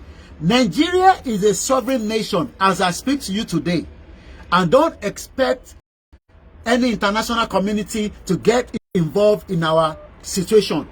Àwa la máa bẹ̀rẹ̀ crisis pẹ̀lú Nigeria ìyẹn ló máa mú kàgbáyé dá sí but tí a bá ti ṣe yẹn we will just continue to talk like this. Èmi á máa jáde á máa sọ̀rọ̀ á máa jáde á máa sọ̀rọ̀ gbẹ̀dọ̀ á jáde á sọ̀rọ̀ heritage á jáde á máa ṣe different analysis but ìyàtẹ̀ máa jẹ nínú Nigeria ẹni sùúrù tó ń pè K-money ní sùúrù ìyàtẹ̀ máa jẹ nínú Nigeria bẹ́ẹ̀ ni scam country barrow port commission on paper ẹ ṣe gan ni Mr. Obert àárọ̀ yìí ni mo ṣe ń kátìkù yẹn wọ́n ní wọ́n ti commission ẹ̀ wọ́n ti gbowó lọ́wọ́ Buhari and it's nothing is working in Niger State in that barrow port. It's meant to be an inland port.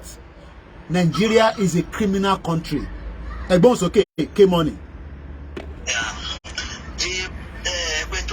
Ètò nìyẹn. Welcome Felix Samuel 412 on Twitter.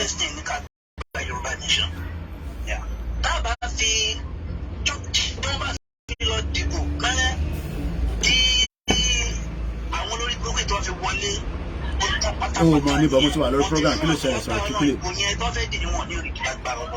Ọlọ́run ní fún wọn ṣe orí ọmọ kékeré orí àgbàlagbà orí gbogbo àwọn tó ń fi àjẹ oníjẹ́ kí wọ́n rí bò yẹn because tí wọ́n ti lọ wáyé ẹlòmíì. Bẹ́ẹ̀ni náà ṣe gbọ́ nìyẹn èmi dẹ̀ ti pè mí nísìnyí Sodiq ti pè mí ó confirm mi.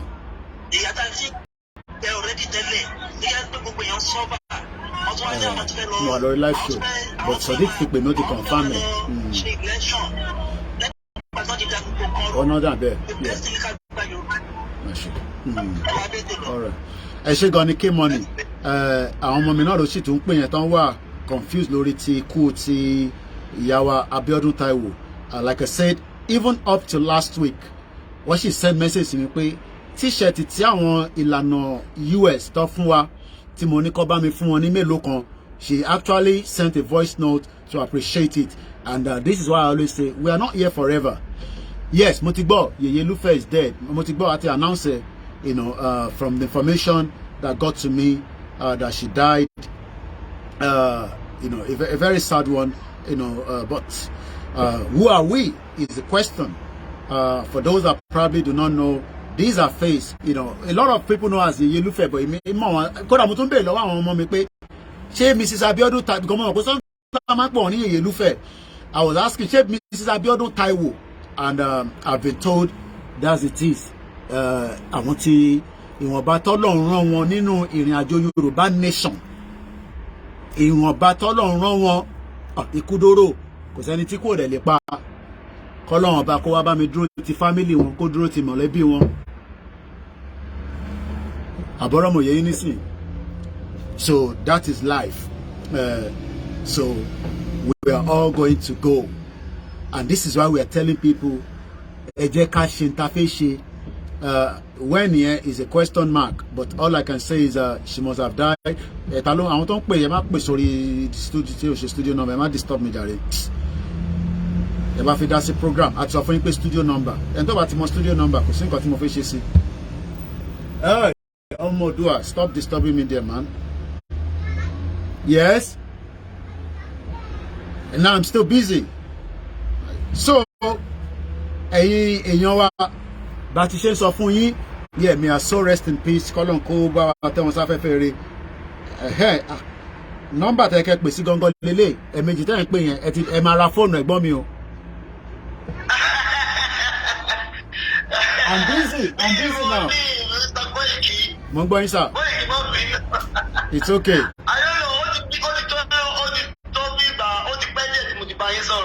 Mo rí bẹ́ẹ̀. It's okay. You know, when I saw your program this morning, I said, well, I have to. Ẹ bá wa dá sí, ẹ ti wà lórí ẹ̀. I have to talk to you. Ẹ bá wa dá sí. Yes. Yeah, you know, mo really always sad about every situation. Ó tó jẹ́ mẹ́ta tí mo ti gbúròó wọn, Mr. Ayọ̀múyì. Mo dúpẹ́ lọ́wọ́ yín Mr. Koiki o fún ìjẹ́ pé give up lórí anything tá a ṣe pé wà consistent and I'm really appreciate it. Ká dúpẹ́ fọlọ́run. Lórí mo ń dùn pé mo ní ní báyìí mo fi pè ní brother mi lè jẹ́ because. Ẹ ṣé gan ni, thank you. You are very well. You are doing very well. Thank you. I really appreciate you. Thank you. Single time. So pẹ̀lú kẹ̀kẹ́ mi gẹ́gẹ́ bí sẹ́ẹ̀bà àgbà mo níwẹ̀ ènìyàn báyìí. Ẹ ṣé gan ni. Ṣé àwọn gbogbo ọ̀rọ̀ táwọn èèyàn sọ pa àwọn youth àgbẹ̀ kí ni way forward? Kí ni way forward? Everybody should know way forward. Everybody should know.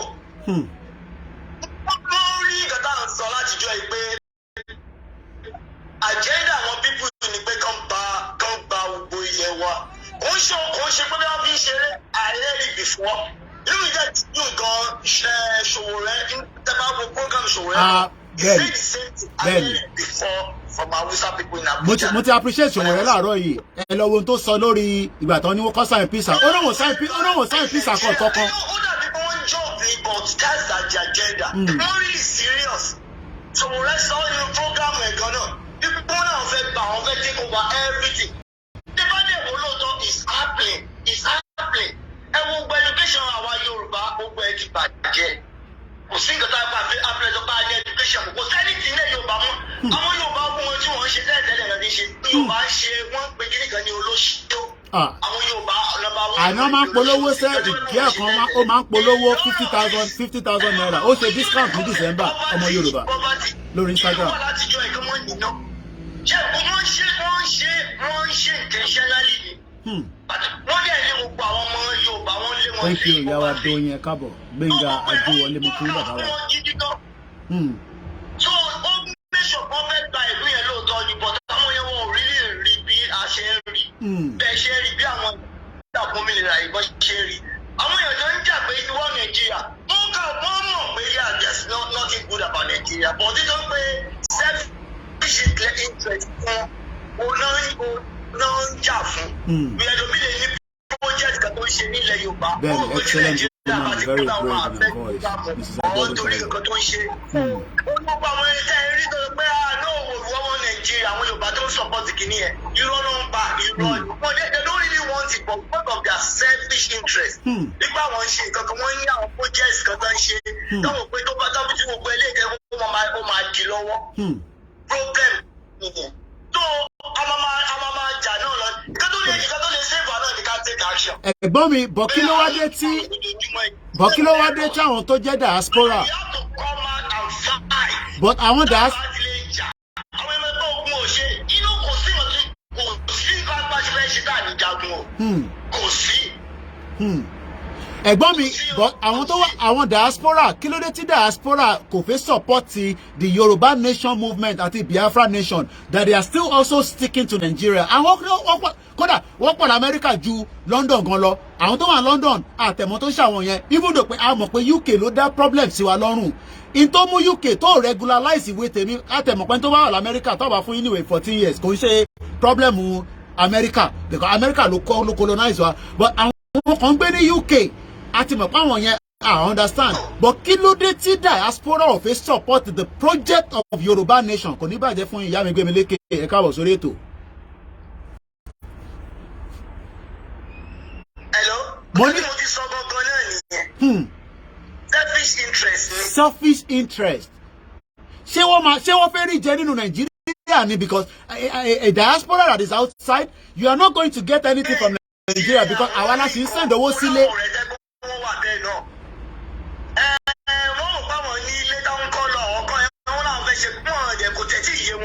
Okay, bí wọ́n ní project tó ń ṣe Nàìjíríà wọ́n dẹ̀ fẹ́ ká da project yẹn rú mọ́ wọn lọ́wọ́.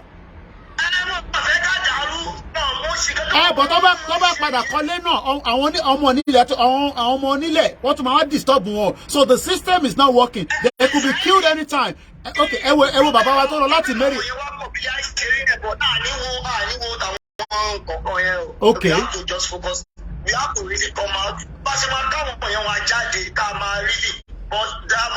on the street, Mr. Sam kò sí báyìí fẹ́ kọ́ àwọn kan yẹn wọlé because Fúlàní ló wà ní port authority nínú ilé ní kẹ́tí lọ́gbà. Distraction. Okay. Okay. So I'm not Oda.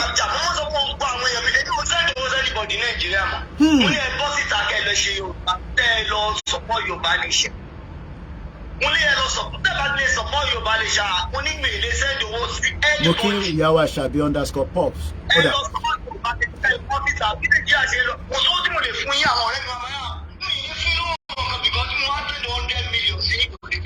Hey, bẹ́ẹ̀ fún yàn 100 million kò ní tán because it's true because the economy of Nigeria, the inflation, àwọn èèyàn mọ̀ tó ń pè ní inflation, etí ìlú tẹ́rí Vaseline Nigeria tó bá jẹ́ pé ìlú tó ń ṣiṣẹ́ ni ó yẹ ká máa produce in millions and millions of pieces because inú crude oil ló ti ń yọ kíní tí mo fi ń pẹ̀tẹ̀ yìí.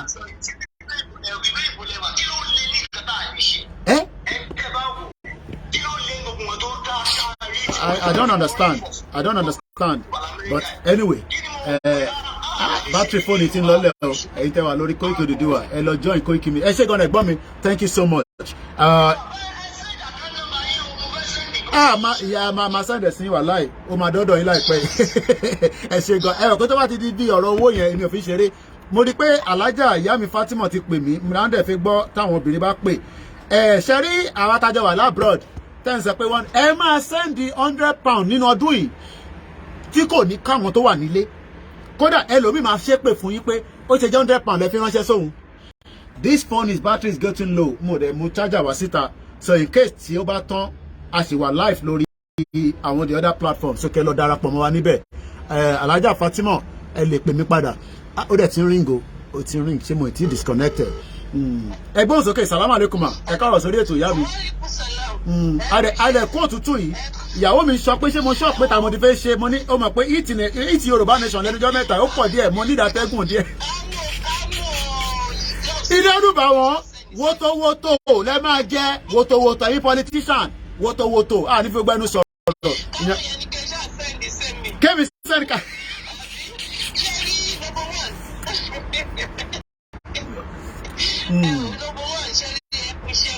Ẹ ṣé gan ni. Thank you. Ijaya, I love you. Thank you. Olamilekan, you are disturbing my broadcast. Thank you. Àmì o, adúró ti gbogbo wa. Àmì.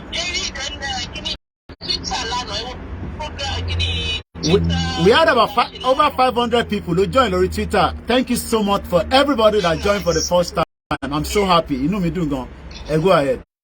Yeah, it was really nice. So I got to keep it up. I got to Saturday. Okay. It's going off now. Join me. Hello, join the other platform.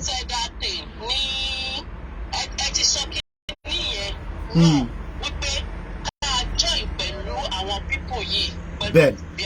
Oh, important. Yes. Ben.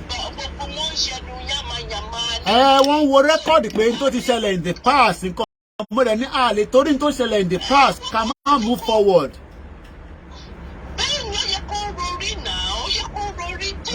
Ẹ̀rọ kọ́rọ̀ Yorùbá a máa ń bínú gan àdẹ́fẹ́ gbàgbé nǹkan.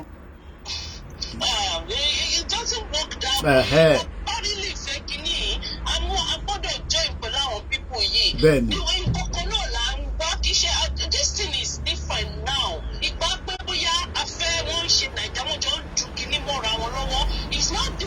Bí àwọn èèyàn rò pé tá a bá jọ gba nation bí a Biafra tó máa jálẹ̀ gbà mọ́ wa lọ́wọ́ not in 21st century kò lè rí bẹ́ẹ̀ èèyàn wa.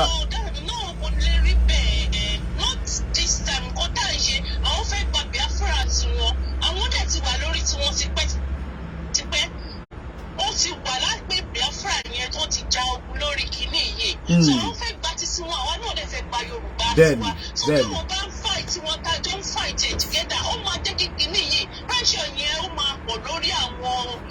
Government. Bẹ́ẹ̀ni.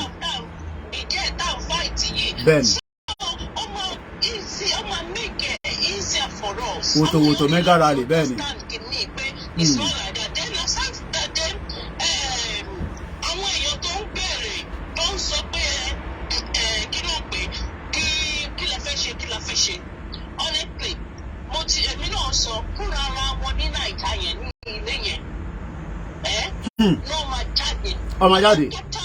Ọmọ jáde. Inflation. Inflation. Chika, thank you so much. Mo ń gbádùn ìyá mi. Bẹ́ẹ̀ni.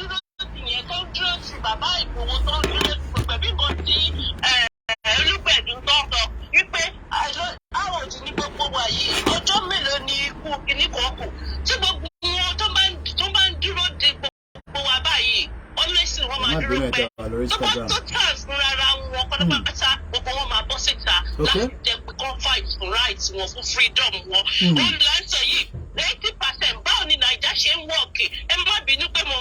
No, time okay, but time.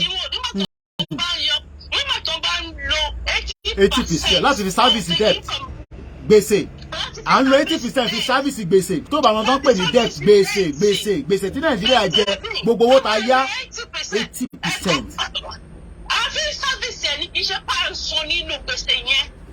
Interest ló mean by service o à ń san interest àti san ojú owó gangan. Kábíyèsí eléyìí máa rẹ̀. Ní 80%. So báwo ló ṣe fẹ́ wọ́ọ̀kì èmi ò mọ ẹni tó fẹ́ ṣe tó máa fi wọ́ọ̀k.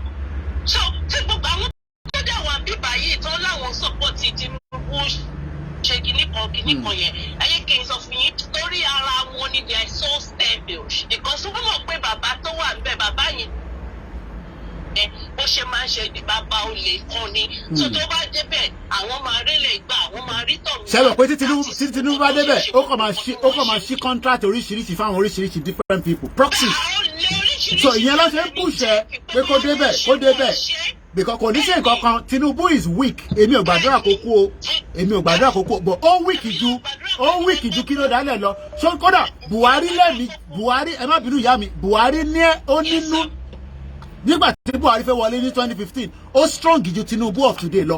Of course, so orí yóò pé ká lọ gbé Tinubu wọlé torí jẹkújẹ tẹ̀yin fẹ́ jẹ ó lè ẹ̀yin ó lè. Exactly tó lè ní wọ́n. àwọn olè ọmọ Yorùbá ó lè.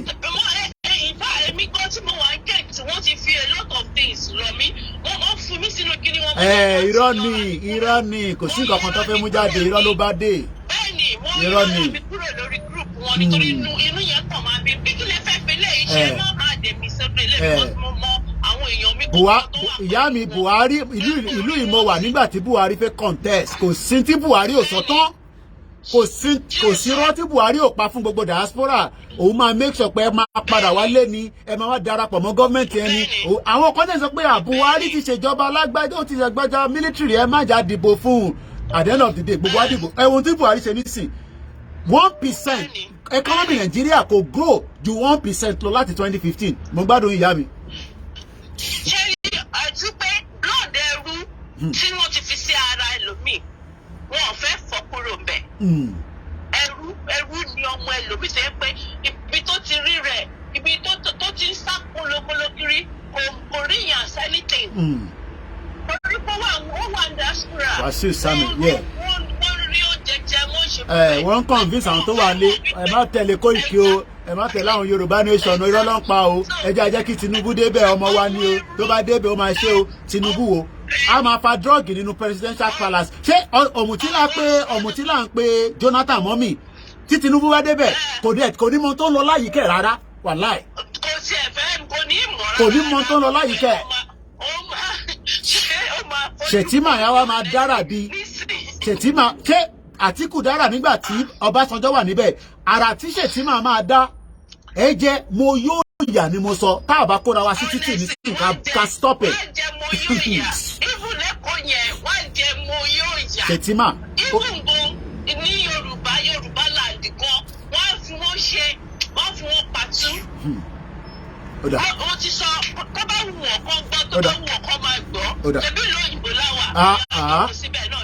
àwa máa lọ Disneyland káàkiri ẹ ṣé gan ni ìyá mi thank you so much ẹ ṣé gan ni mo dúpẹ́ lọ́wọ́ yín o ẹ kọ́ àdúró tì àwọn ẹ ṣé gan ni àwọn kan wà wọ́ọ̀ lè má fi Koiki pé àdúrà ṣẹ́ wọ́n gbọ́dọ̀ máa fi ràn án lọ́wọ́ nítorí pé wọ́n mọ̀ pé òtítọ́ làwa gbé dání mo ò ṣeyèméjì látọdún mẹ́ta mo dúró gbọ́n pé Yorùbá nation gangan ni òun ló lè ṣe Tinubu ò ní strength tí Àtíkù ní tí Buhari ní 2015 the kind of strength tí Buhari ní 2015 Tinubu ò ní lọ́wọ́lọ́wọ́ Tinubu is so fragile èmi ò gbàdúrà pé kó kú o ẹ má ṣì mí gbọ́ o and I've told you all the time pé èmi ò hate ẹ but in tèmi ń bàjá ní pé sẹ́ ìran ò lè gbé mi lọ pé ká tún continue one Nigeria because Tinubu máa kú èmi náà máa kú in another 100 years in another 200 years mo fún gbogbo wa ní 200 years ìyàn kan lọ́nà ti kú nísìn kọ́lọ́n bá wa fọ̀run kẹ́ ìyá yẹn ó ṣe gbírìgìdì iṣẹ́ nínú Yorùbá nation ẹ̀yin tẹ́ ẹ̀ bá mọ̀ wọ́n pè wọ́n ní ìyálúfẹ̀ àbí Mrs Abiodun Taiwo kò sí rally tó ń bá wọn lọ I still have his voicemail bí a máa play voice yẹn ká tó parí program kọ́lọ́n bá fọ̀run kẹ́ wọn so we are all gonna die ẹ má jẹ́ kí n dá dúró ẹ̀ tẹ́ ti wọlé láti UK ẹgbọ́n sókè àgbọ̀yìn rárá o ọ̀yà àgbọ̀yìn ní sẹ́ ẹgbọ́n sókè loud and clear à ń tí ń gbọ́ yín sẹ́ à ń gbọ́ yín mò ń gbọ́ yín.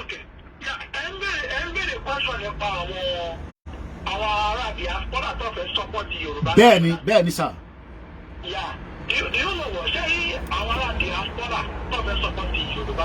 Yes. I can let me start from here. One, they are brainwashed. Okay. Two, they are selfish, thinking that they are already in the West. Oh, they are brainwashed and they are selfish. Like okay. And what most of them today is extra addicted from Africa. They don't know. They don't really know the main. Like this them in the West, and they keep saying it is not designed for black skin color. We have been tolerated here. Mr. Bush, 15 years back, we never knew that UK will withdraw from the EU. Wàláì, tó bá sọ fún mi gan máa jí. Mo máa ẹ má bínú ẹ̀gbọ́n mi. Ṣé mọ̀ pé àwa tí a gbàwé nílùú yìí, a lo law EU láti fi beat UK because tí UK bá disagree pẹ̀lú let me give you a quick scenario kí n tó padà sọ́dọ̀ ẹ̀gbọ́n mi. Tó bá ń ṣe immigration ẹ lọ tí UK bá reject títí o ní right láti lọ sí European court láti lọ fi court yẹn fi bá UK jà but this thing you can't do that because wọ́n ti withdraw àwọn dẹ̀ lọ dá EU sílẹ̀ UK wà lára àwọn tó dá EU sílẹ̀ wọ́n wá withdraw àwọn wá ní káwá withdraw away from Nigeria nísìn UK sọ fún wa pé no. ìgbà tí UK ti rí pé EU lọ yẹn kò gbọ́ àwọn onípe ó kò benefit àwọn àti nípa wọn wà against àwọn wọn kò gbà ẹ́ lọ́fẹ́ pariwo pa àwọn fẹ́ kúrò ní ìlú. Sọ̀kọ́ tí mo tọ́ láti sọ nìyẹn pé ṣé ní àyídáwà ní àbúrò ẹ̀rọ wípé àbúrò ní ilé ayé tọ́ sí. Tó bá di We have to be thinking about the future of our children. Future ni.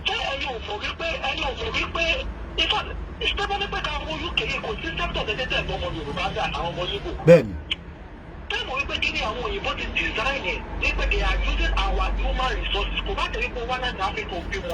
Ẹ send text message pẹ̀lú orúkọ yín Mr. Toyin.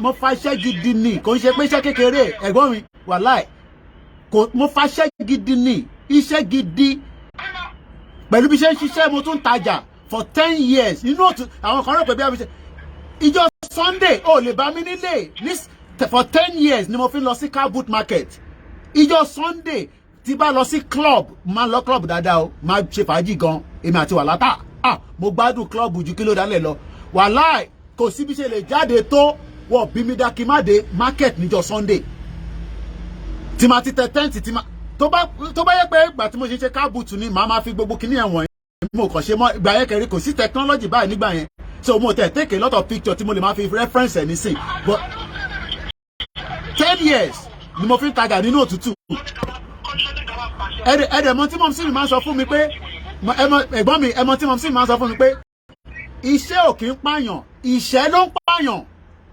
iṣẹ́ bóun ṣiṣẹ́ òun fọbọ́ olónulẹ̀ òun wa mọ́tò òun ṣe driver òun ṣe nurse òun ṣe doctor kò kí ń pààyàn ìṣẹ́ ló máa ń pààyàn èmi bá lọ tí mi bá lọ sọ́jà èmi máa mówó wọlé padà àwọn ọ̀rẹ́ mi tajọ lọ club àwọn tí ń jí ní almost 1 o'clock wọ́n máa èmi lówó lápò èmi ra lówó díẹ̀ lápò mad people all over the place ẹgbọ́n sókè jàre ẹ̀gbọ́n mi ẹ̀rọ kò torí pé mo jókòó síbẹ̀ tí mo ní kọ́ fún mi lówó ọ̀lẹ́lẹ́pẹ̀ mí ni.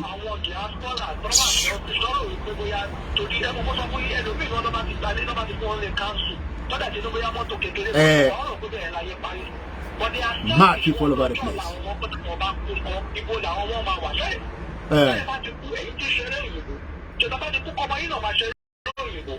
Then.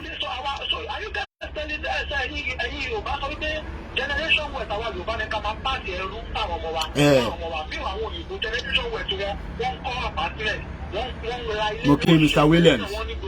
Smith Kunle, thank you. Then.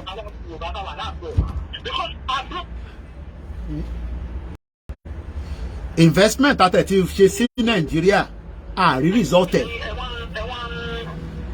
The kind of investment that ṣe sí Nigeria gbogbo wa pátápátá resulted. This is what I'm saying that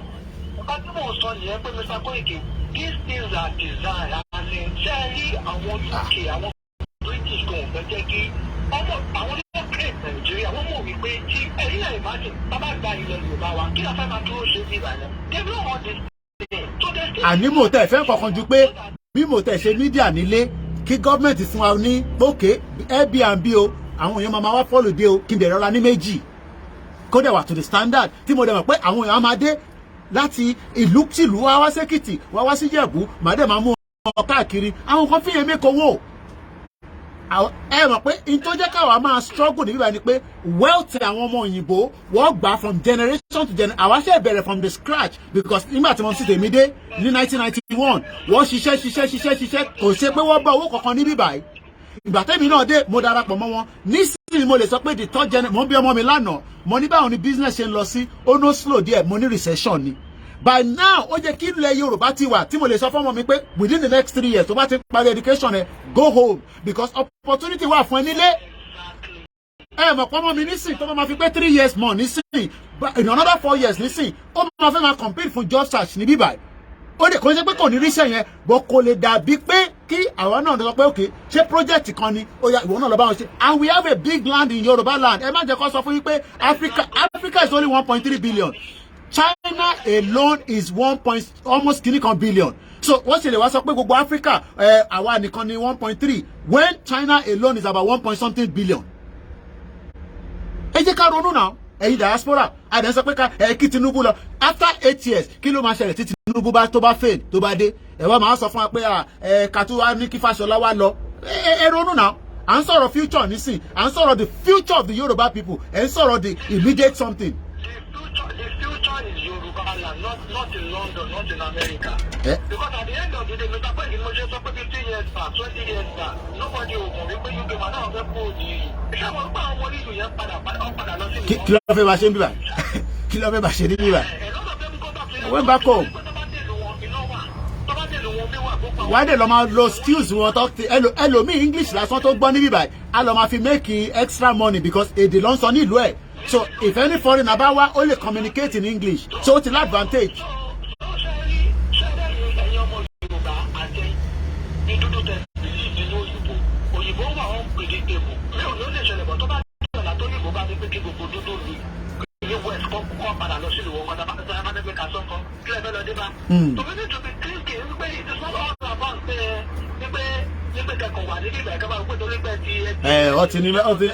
wọ́n ti ní brand new Mercedes tó ń sanwó díẹ̀ fún wọn níṣẹ́ tó dáa.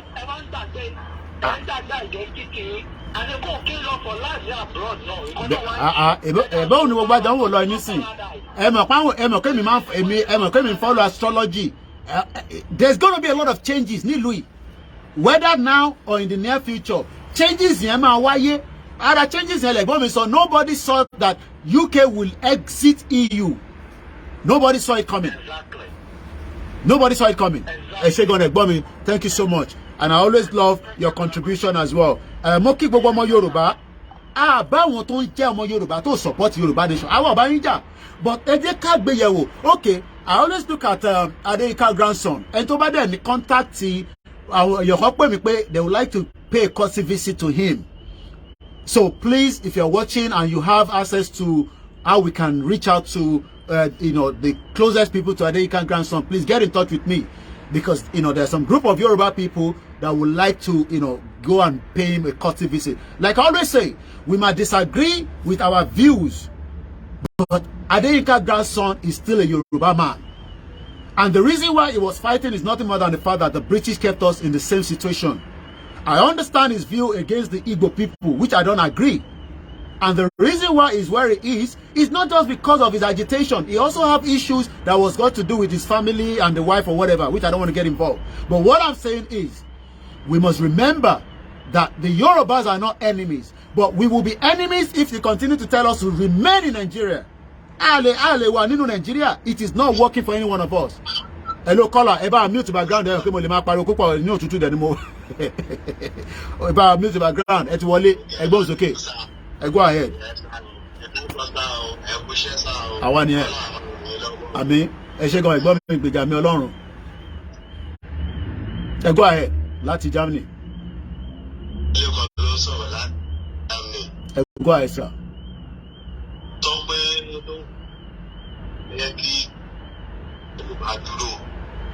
Gbogbo ní gbogbo wọn bẹ́ẹ̀ ni àánú èrè wọn kọ̀dẹ̀ wọn but ló ṣe wọn níbi àwọn ọmọ wa lómi ò plan ọmọ ẹ̀ tó ń jẹ lọ́wọ́lọ́wọ́ pẹ̀lú pọ̀ lẹ́yìn wọ́n máa rútọ̀ wọn mọ́ wá. Networking and law in and out, so we are struggling. Networking law in and out, so stable. So voice and jadi le konkoni. So we can move it, I don't know. The network is bad. I'm struggling lati go rara. Okay, bye, Kosa. I go ahead. To try again. Emma solo. To ba flow ma je kemo. So oni mo sọ pé àwọn lomi wọ́n ru to ile ọjọ́ la àwọn ọmọ wọn lẹ̀. Okay.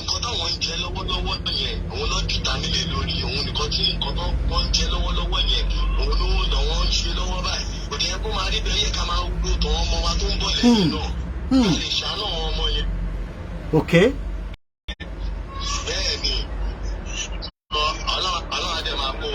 Àmì Ọlọ́run ní fi wá sílẹ̀ Elédùmarè ní fi wá sílẹ̀ ó ti di àní sáwọn tó wà lé economy Nàìjíríà ló máa lé wọn bọ́ta wàláì ó máa lé wọn wá sórí street ṣẹ́rí gbogbo ìtàn bẹ́ẹ̀ wọ́n pé ẹ jáde ẹ jáde ẹ jáde ẹ jáde.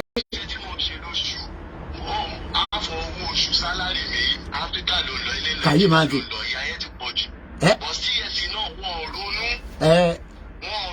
Ṣé wá tẹ̀ wá ní pé ẹ̀gbọ́n mi tẹ́ bá wá send owó yẹn ní in another 3 months from now tẹ́ bá send owó yẹn kò ní make sense because inflation tó wà nù Nàìjíríà lẹ́nìí ṣé báàgì rice lẹ́sìn pé ní 50,000 before any of them ò lè rí kankan ṣe. We are using 80% to service the debt. 80% and service the debt ti bí pé ti san debt to and san interest torí ẹ̀. Ìjọ ògùn kan la fẹ́ san debt tán. Some of you will be around another 80 years old. Kí Nàìjíríà tó máa tó débi pé a fẹ́ bọ́ sójú debt gangan. And we are saying now ẹ jẹ́ ká wind it down. Ẹ jẹ́ kí Tinubu bá débẹ̀ ó máa restructure Nàìjíríà tí Àtíkù bá débẹ̀. Okay. Okay. Ìyàwó ẹ̀ ti rí pé tí Tinubu bá ti ṣe dáadáa in 4 years kọ́ lè bọ́ta ẹ̀ tí mọ̀ kankan ẹ jẹ́ mo yóò yà. Ẹ mọ̀ pé tá bá fẹ́ wọlé oríṣiríṣi lọ́wọ́ máa sọ. Mo rí ìyàwó Àtíkù náà ó wà ní Kútọ̀ ó pariwo lọ sí palace. Ẹ ṣé gan ẹ̀gbọ́n mi thank you so much. Ṣé birthday cake yín lélẹ̀ àbí ti mọ́mì lélẹ̀? Ẹ kò send ẹ̀ sí mi ni o. Mo ní birthday cake ṣé ti mọ́mì yín ni àbí ti ìyàwó? Ẹ wá send sí mi náà kò dá báyìí o. Oda, ẹ ṣé gan ni thank you so much. You know, I always love that little bit of banter there with our people. Ẹ jẹ́ kí we are going to be winding down but àwọn tó ti pè mo fẹ́ sáré miss call padà. Mo kí gbogbo ẹ̀yin ọmọ Yorùbá anybody jà. What is the line of action now is that we must be prepared when we say rally. Ṣé rí rally ò ṣe pé ẹ Koiki send owó mọ́tò sí wa ẹni sùúrù ẹ tó ń pè wá ẹ̀gbọ́n mi mo ti block in lórí the other number ẹ̀ ní get mi mọ́ lórí ẹ̀ because eléèlé ẹ̀kẹ́ mọ̀ pé máa pè sí ẹ̀ẹ́dẹ̀ ń ṣàlejò mi. So the other number ẹ̀ mo ti block in because ẹ̀ disturb abẹ́ ẹ̀mẹ́ta láàárọ̀ ẹ̀ ẹgbọ́n sókè. À ń gbọ́ yín gbogbo àjọ ń ṣe ni. Bẹ́ẹ̀ ni sà. Ní àbárí Yorùbá nation gbà kò sí ọ̀nà àbáyọ kankan níbi rárá. Okay. Sí gbogbo aspect kan tí wọ́n ti bàjẹ́. Wọ́n bá sọ pé ní Plan B. Thank you. 24 mo ní ọjọ́ láti balẹ̀ ní ilé ìkọjá. Ẹ ṣàkóso bẹ̀ mọ́jú torí 2,000. Mo rí wọn ó ṣe wá ṣàyàn kan ṣe fídíò ẹ mo rí. 1,000 naira àwọn tó wà pẹ̀ mo fojú ara mi rí báyìí wọ́n fẹ́ wọ 700 people. Lẹ́bí máa mọ̀ pé òṣì àti ìṣẹ́ tó wà nínú ìlú yìí. Àwọn aṣáájú. Mo kí ìyàwó alájà ayéra àti ìyá dáadáa. Tí a bá pín kò sọ́nà àbáyọ. Ọ̀dà. A kàn tọ́ra wa. Gbogbo àwọn tó ń sọ tó múra fún ti ìbò sí. Wọ́n ní kọ́ lọ gba PVC. Go and get your PVC. Bẹ́ẹ̀ ṣe gba PVC tẹ́ fi gbé Buhari wọlé náà nìyẹn. Èyí mad people all over the place.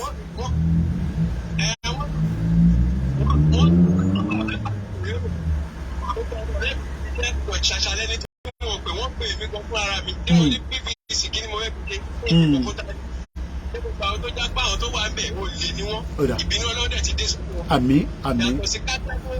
Ẹ káàbọ̀ bàbá wa Dáyọ̀ Adérelé. Well, we hope that our people at home will understand that mo mọ̀ pàwọn kan bínú pàwọn like PDP àti APC àwọn lọ vote Labour Party is still the same. It cannot rectify the problem. The problem of Nigeria has gone past political. We should come on the round table and divide Nigeria. We cannot even go back to restructuring because restructuring is just too late. We can't go back. We don't want to be. We want to be on our own as a country. I want to be representing myself outside as a Yoruba citizen, not as Nigerian anymore. Nigeria has not worked because I came here as a Nigerian citizen and the British government did not respect me. For 14 years, I was struggling to get my status as a Nigerian citizen, as a Commonwealth citizen. They did not even factor that. I have to keep fighting and we are still fighting. So some of you don't understand that even as a Nigerian citizen that the British colonized, mo ṣì láti ṣe wàhálà láti gbàwé. Èmi máa ń tẹnumọ́ fún yín Kelly, understand. Not because I don't want you to come here. I pray everyone here get a UK visa and come and join me. Láti airport, ẹ máa dúpẹ́ lọ́wọ́ mi, ẹ máa ṣépè fáwọn politician yín. Ẹ ṣé gan ẹ̀gbọ́n mi, thank you so much. Tí bá ṣe tán máa unblock yín padà lórí the other number yẹn. Torí pé our life ní sync, ẹ bá tún máa pè. Let me say this. I don't hate anyone that is out there that disagree with our views. No, no. But what I'm saying is, in the long run, we must understand that we are more than big enough to be a country.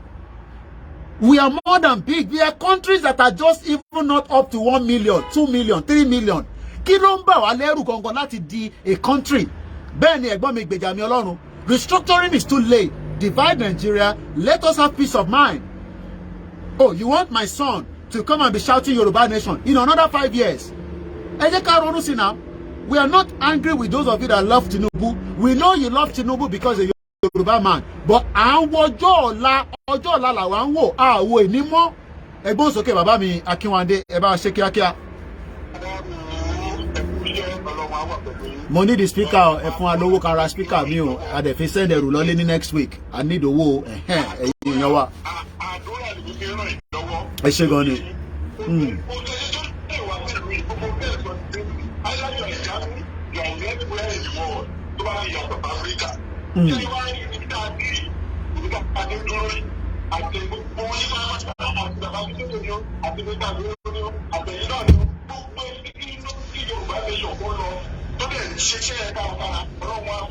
Àmín, àmín, àmín.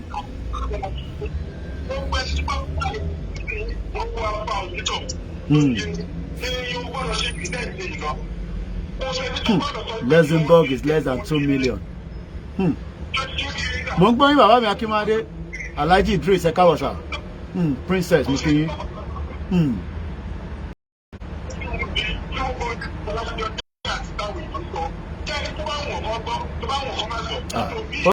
Gbọ́dọ̀ gbọ́ náà ni, ká má sọ pé kó báwọn kan gbọ́. Bàbá mi Akínwándé, wọ́n gbọ́dọ̀ gbọ́ ni.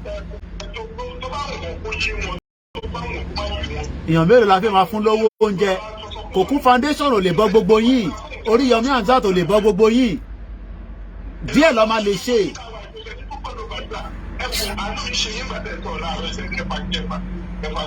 Oda.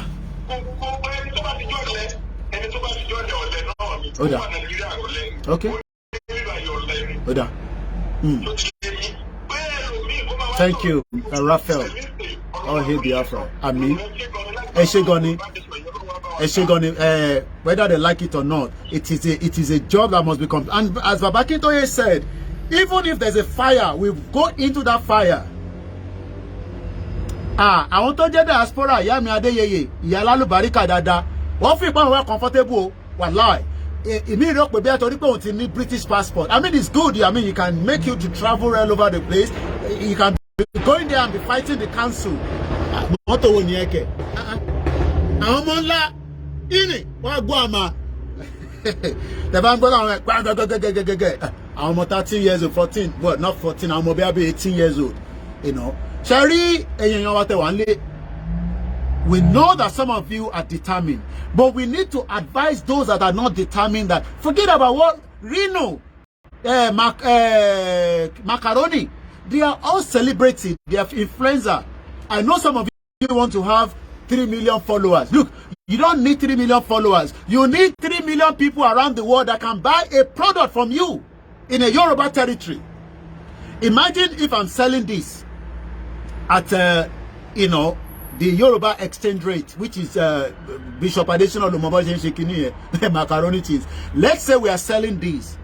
After telling me about Tira, bóyá mo gbà láwìn ni, wọ́n fún mi, bóyá government fún mi lówó ni, and I am able to buy these, right? At let's say maximum Yoruba money, probably one Yoruba lira or whatever, or Yoruba naira or whatever, as an example. Let's just say £1. All you need is not the follower on social media. You need, we're going to be going off now because my battery are becoming very low. So I need to call me. I know there was Mr. Timmy that called. Let me see if I can squeeze you in quickly just for 10 minutes because phone is in lole. And that means phone about in lole. I have to end the program. So Timmy will be the last caller if he's still there. All you need is ó yá ìbára ṣe ní kíákíá 1 minute kò ẹ má di pé iná ráyè sọ̀rọ̀ ni because fóònù mi ti fi lọ́lẹ̀ mo dẹ̀ fẹ́ wọnú lé. Michael Godswill, I love you my brother. Wọ́n ní ìyá wa kù ìyá Abíọ́dún Táíwò ẹgbọ́n sókè Mr. Timmy. ẹ sọ̀rọ̀ pa àwọn tó wà ní diaspora. bẹ́ẹ̀ ni àwọn diaspora bẹ́ẹ̀ ni. tá a ti kúrò nílùú yẹn tá a ti wá sí tá a ti wà níbi tó wà comfortable a máa gbàgbé nǹkan tó lé wa kúrò a máa bí pé àwa kú jí escape ń tiwa so àwọn ló kù lẹ́nu ẹ̀ so ìwà attitude ta ní nìyẹn then tẹ́ bá wo Nàìjíríà mi kọ́ máa ń sọ wípé àwọn elite àwọn tó bá ti wà comfortable yẹn wọn ò fẹ́ dá sí kò sí nǹkan tó kàn wọ́n nípa àwọn tó ń struggle wọn ẹnìkan pè mí láti Nàìjíríà lánàá bí ẹ̀gbọ́n ló jẹ́ sí mi a máa ń sọ̀rọ̀ yìí náà ni pé ẹ jẹ́ ká ṣe struggle yìí ẹ jẹ́ support yẹ wọ́n ní kí n imagine sí pé òun ṣe jáde kúrò nínú ṣọ́ọ̀bù olóúnjẹ ni òun dẹ̀ ná 2,000 naira pé mo wá ní pé kí wọ́n dókun sílẹ̀. mo wá ní bó ara tí nìkan lè ń rò nìyẹn àwọn kan wà wọn rí 100 naira fi jẹun ẹyin irú attitude yẹn náà mentality náà lè máa rí débi wípé ìgbà tó bá pa prominent. mo kí ẹ̀gbọ́n mi official soul. ìgbà yẹn lè máa ráwọn NBA Nigerian Bar Association tó máa jáde. làwọn akọ lẹ́tà. ṣùgbọ́n tó bá ti jẹ́ individual náà pa. ok. wọ́n máa wò pé ó rí àwọn mo ti rí mẹ́sẹ̀gì yẹn aláàbá ń ṣe rí bẹ́ẹ̀.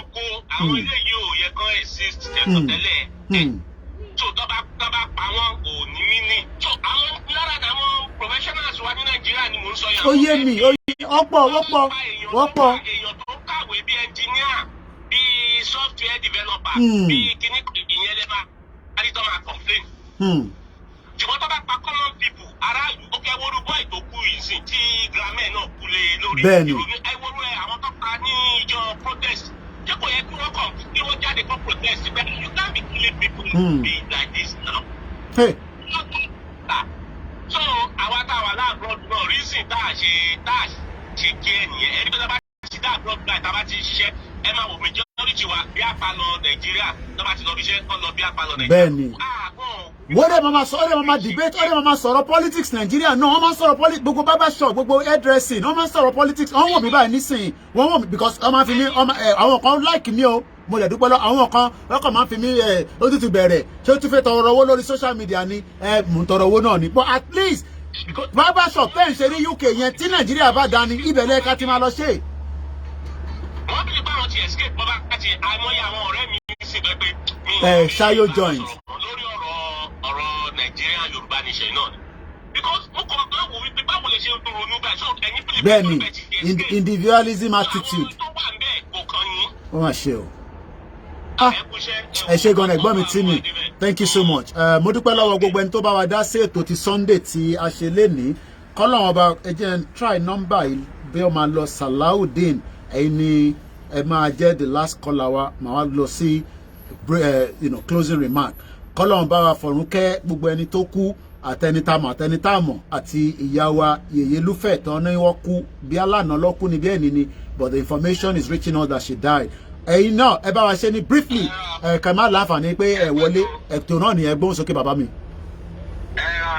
ṣe rí mo fẹ́ sọ kankan fún ọgbà tó ń dà sóra pé ọ̀pọ̀lọpọ̀ àwọn táwa Nàìjíríà yìí adúpẹ́ pé ó yàtọ̀tọ̀ síra wọn ṣùgbọ́n ẹni tí ebi ń pa ogun ń jà ọ̀pọ̀lọpọ̀ tẹ́ rí yẹn ogun jà wọ́n nítorí pé ebi ń pa wọ́n tí wọ́n bá pe rally Yorùbá nation lónìí tẹ́lóyìn bá tẹ̀ra ohun tó ń ṣe Yorùbá nation á tún wọ́n sọ pé àwọn oníranù èmi tí mo wọ́n tà wọ́n máa jẹ́ rọ̀lẹ́. àná àwọn oníranù mo kí ẹ̀gbọ́n mi Adékúnlé Adélẹ́yẹ. iṣẹ́ ló máa ń pè èmi tí mo wá nǹkan táwọn máa jẹ́ rọ̀lẹ́ tó máa jẹ lálẹ́ wọ́n ti fi ebi pa àwọn èèyàn wọ́n ti fogun jà àwọn èèyàn. the glove so nice. okay oda ẹ ṣé gan ẹ̀gbọ́n mi thank you so much and that's our last caller ẹ jẹ́ kí n tún fi ojú fóònù ẹ ti ń lọlẹ̀ battery ẹ ní o ti wà ní 5%. So ẹ̀yin tẹ́ wà lórí Koiki Oduduwa ẹ rí pé ó ti drop maybe I'm going to just close my broadcast right now.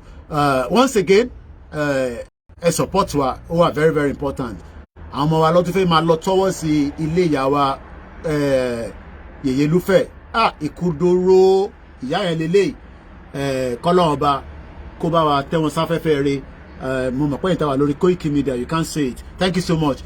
Clement, what happens when Nigeria fails to service our debt or delay payment? They probably take over our port and everything.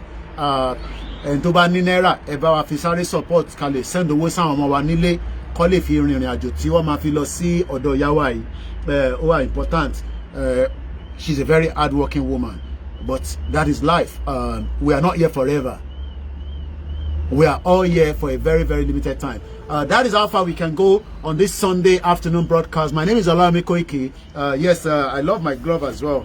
You know, woto. And on that note, enjoy the rest of the day.